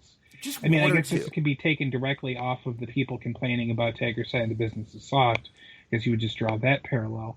But like, okay, what are they doing that makes you think that they're disrespectful? Would be my question. And then it's just a thing of that, and I don't even mean this disparagingly. It's just like that's what happens when you get older. Is Yeah. you just see these younger people and they're just kind of carefree or whatever, and you think that they're disrespectful punks. Just a part of getting old. God damn it! Get off my lawn. That's right. The lawn being the ring. So, and again, really, that's the only. Yeah, I didn't want to spend a ton of time on that, but the last two we have here are something I sent to Smart. I'll go ahead and bring this up, and then you can kind of take it from there. Actually, Smart, go ahead and Tim Donahue. Tim Donahue. Tim Donahue, I guess, and you're going to kind of fill us in on this, is a disgraced former NBA referee. He did debut in Major League Wrestling, I guess, over the weekend, as a crooked referee. Smart, explain to us a little bit who this guy is, since you did explain to me a little bit, but I don't want to steal your thunder, man. Sure, yes. Okay, so like you said, he was an NBA referee. I am, just to make sure that I get everything right, I am looking at the Wikipedia. But he was there from 94 to 2007. He resigned in 2007. This was after an FBI investigation found that he had bet on games and that he was in charge of. The last 2 seasons of his career, he made calls that affect the point spread of those games. So it said in 2007, he pleaded guilty to 2 federal charges related to the investigation. Could have faced more charges at the state level. He didn't. He was sentenced to 15 months federal prison, July of 2018. He ended up serving 11 months, but then ended up having to go back because he violated the terms of his release. So he did end up serving all 15 months. He was released November 2009. And then obviously since then, he's not, he's sort of just kind of been a figure in sports. He obviously hasn't gotten a job back in the NBA or anything like that. He's always just sort of been sort of a cautionary tale. Every so often he'll appear on like a podcast or on a TV show and kind of talk about his experience or whatever. But other than that, not a lot has happened. All right. There you go. Apparently what happened is on their fusion show, Major League Wrestling, he made the debut. He came out, and he was the official for the Caribbean strap match between Savio Vega and Richard Holiday. And in order to win, we know how a strap match works. You got to touch all 4 turnbuckles. Vega touched 3 of the 4, and Donahue blocked him from touching the final one. So there you go. Due to that, Vega was upset, and there you go. So Holiday ended up winning the match. I gotta say, first off, I'm surprised that Savio Vega's still out here doing it. Good for him. Ironically, actually, the last match I saw was before AEW opened up. He had a match with MJF in one of the independent promotions. I can't remember which one. But anywho, I think it's like, obviously we talked about this happened, 2007, and he got out 2009. So it's like, it's not necessarily the most topical thing, but I actually think it's a pretty good call on their behalf of like bringing him in, because everybody likes to do the whole corrupt official angle. You have the heel referees. We've seen that any number of times, like a Nick Patrick for a while there. But if you're going to do like a corrupt referee angle, then bringing a actual corrupt referee in, somebody who has gained fame and notoriety, maybe infamy for that, like that's pretty clever. I like it. It creates a little bit of controversy. It gets people talking a little bit. That's kind of the problem that MLW faces, is that from the people who I'll be fair and honest and just say that I don't watch it regularly, but the people that I do know that do watch it say good things about the product. It's just there's not a lot of eyes on it at the moment. Yeah, it's really great when you can get a crooked referee who's actually done time for being a crooked referee, like federal time, which is even better. But by the way, if you do want to watch that, you can actually go to YouTube on the MLW channel and check it out. I'm actually watching it right now. Pretty good, not bad. wasn't really that bad. Savio Vega still does not look bad at all. He actually looks like Savio Vega, a little heavier. That's all. Right. Yeah, I mean, he's never been like this Adonis figure. No. No. But like that's the thing is he hasn't really changed all that much. Like you said, he just looks like maybe a little chubbier. That's about it. Yeah. So there you go. But again, it was related. It popped up tonight, and I figured we could go ahead and do that. And the last thing we have, Mark, is that last Godfather one you pulled up. Did you read through that or no? A little bit. I recommend. I'm going to go ahead and post it here. This is via Wrestling. Oh yeah, this is a lot. In the Mixler chat, yeah, it looks like a good read. It looks pretty interesting, but it is pretty lengthy. So I'm going to try to hit a little bit of some bits and pieces. I'm not going to be able to get to all of it. No, I see that. But, yeah. All right. So go for it. I'll just kind of stop here when necessary. So this is Godfather. He was on the Scheduled for Two Falls podcast. I'll plug them, I guess, because I don't know anything about them. Hopefully they're not assholes. They're not out here like, being super racist or something. But anyways, they were talking to they had Godfather on. What are you talking about? Keep going. Yeah, that would be my point. I would hope that they wouldn't be. He's talking about The Rock's time in the Nation of Domination. Quote, he refused to wear the hat, then he refused to wear the colors. So we were like, look, listen, if you don't want to be a part of this shit, then don't. Get the fuck out. Such language. We don't care. We're doing you a favor. So he ended up putting a black/green thing on his tights. After that, he was cool, man. Said right. That's great. The Rock's big timing him, and he's like, they're literally chanting "Die, Rocky, die" at this point. Mm-hmm. And he's trying to big time him like it fucking matters, because his dad. Right, yeah, it's interesting. Oh, shit, go ahead. Yeah, and then we had a little bit more here. Like I said, I'm not going to read all of this, but he talked a little bit about his time. After that, as the Godfather, then it became the Good Father. It said after the Godfather gimmick ran its course, Wright then transferred into the Good Father. It's a member of the Right to Censor. The RTC was meant to poke fun at the PTC, which was the Parents Television Council, which protested the sexuality and innuendo of the Godfather's character and the WWE as a whole during the Attitude Era. Wright recalled Vince McMahon telling him about the gimmick and why portraying the Good Father killed his love for the business. Quote, talk to me about not smiling no more. He just killed my high, bro, stated Wright. This is really fun to read. Vince was taking a lot of heat, man. Now he was going from cable to network. Now they've gone public and he's answering to big companies and they're taking a look at what we're doing, said Wright. They're like, what's this Puppies DX Suck It Val Venus porn star? And they said, and my God, who is this Godfather character? So Vince would tell me every day, Charles, I'm fighting for you. I'm fighting for you because they wanted me off the air. It got to where I couldn't be on Saturday mornings. I couldn't be on Sunday mornings. I couldn't be on before 11 p.m. I couldn't. Just became crazy. I couldn't say roll a fatty. I couldn't call them hoes. I couldn't call myself a pimp. I couldn't say smoke weed. It got stupid. So Vince said, we're going to poke fun at these guys and we're going to put you in RTC. So just remember talking to him saying, what?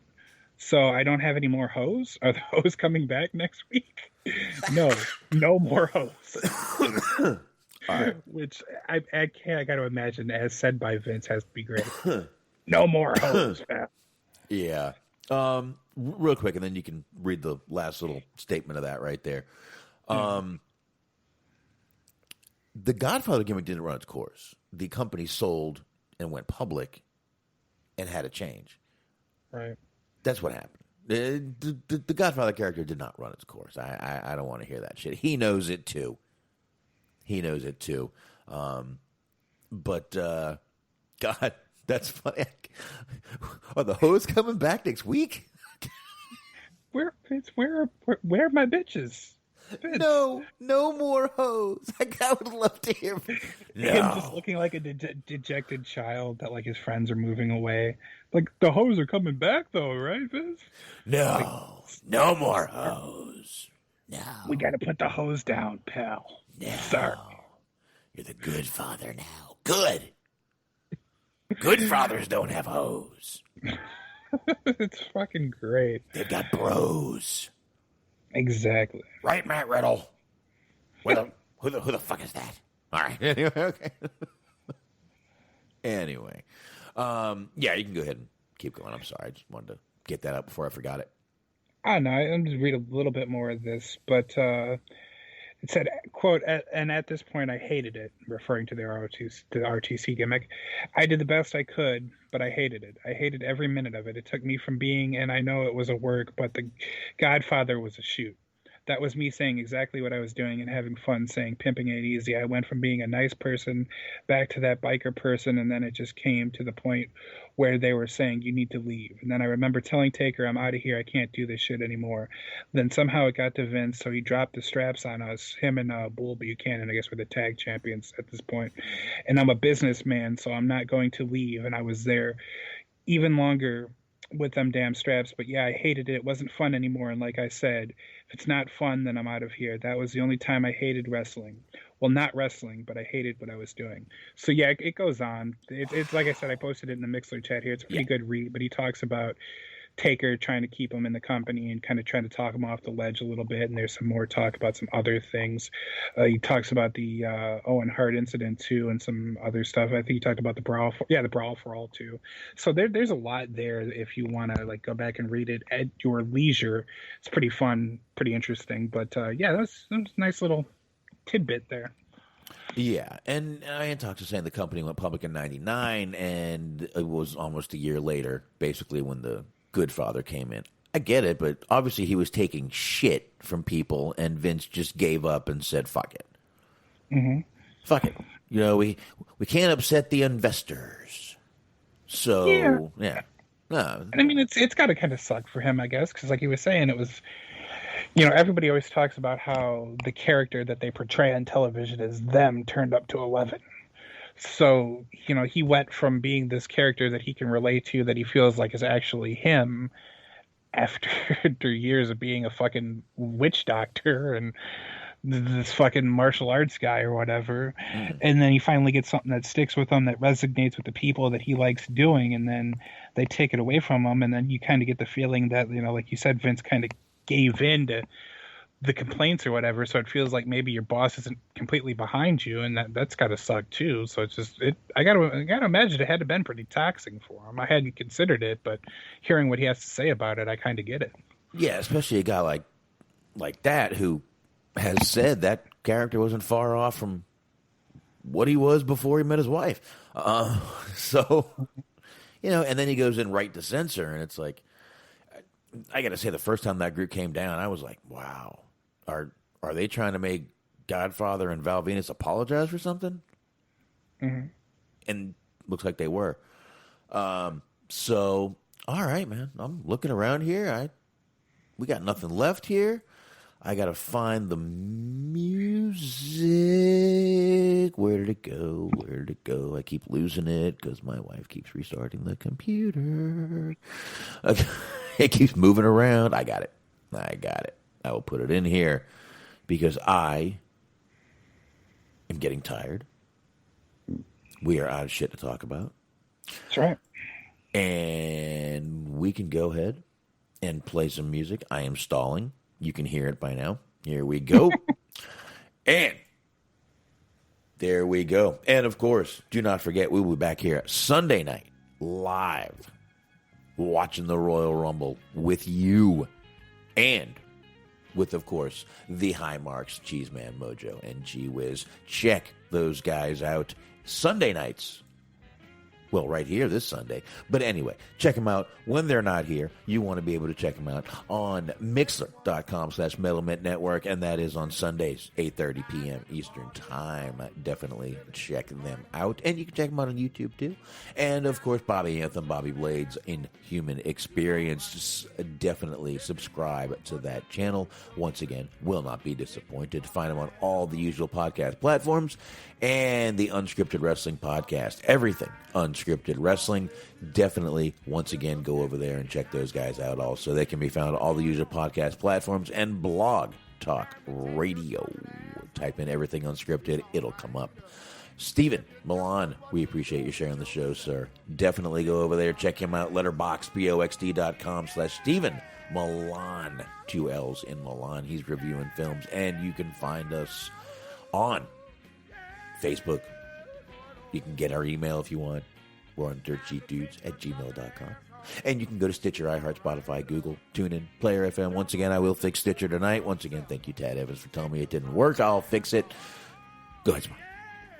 That's right. Mondays, 8:30 on the Metal Podcast Network. Be sure to check out Cheese on Sports with the Cheeseman, the Cheese Man.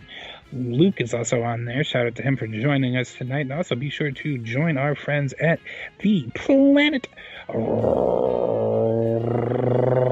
Raconteur Podcast. That is the Planet Raconteur Podcast with Bobby Anthem, with Papa Davidson's here, and with Yuck Nasty. All 16 episodes are available for you at your listening pleasure and your listening leisure. So be sure to check them out wherever you get your gosh darn diddly podcasts. All right, a diddly doddly do. That's right. All right, there you go. Everybody, appreciate the chat room always joining in. Always joining in. And, of course, however you download, however you support this show, it is greatly appreciated. Smark, everybody. We will see y'all Sunday for the Royal Rumble live reaction show with the High Marks. See ya! Adios.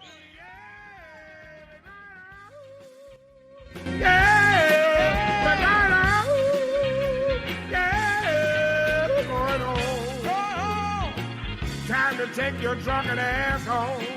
It's all right. If you don't know what to do with yourself, take your drunken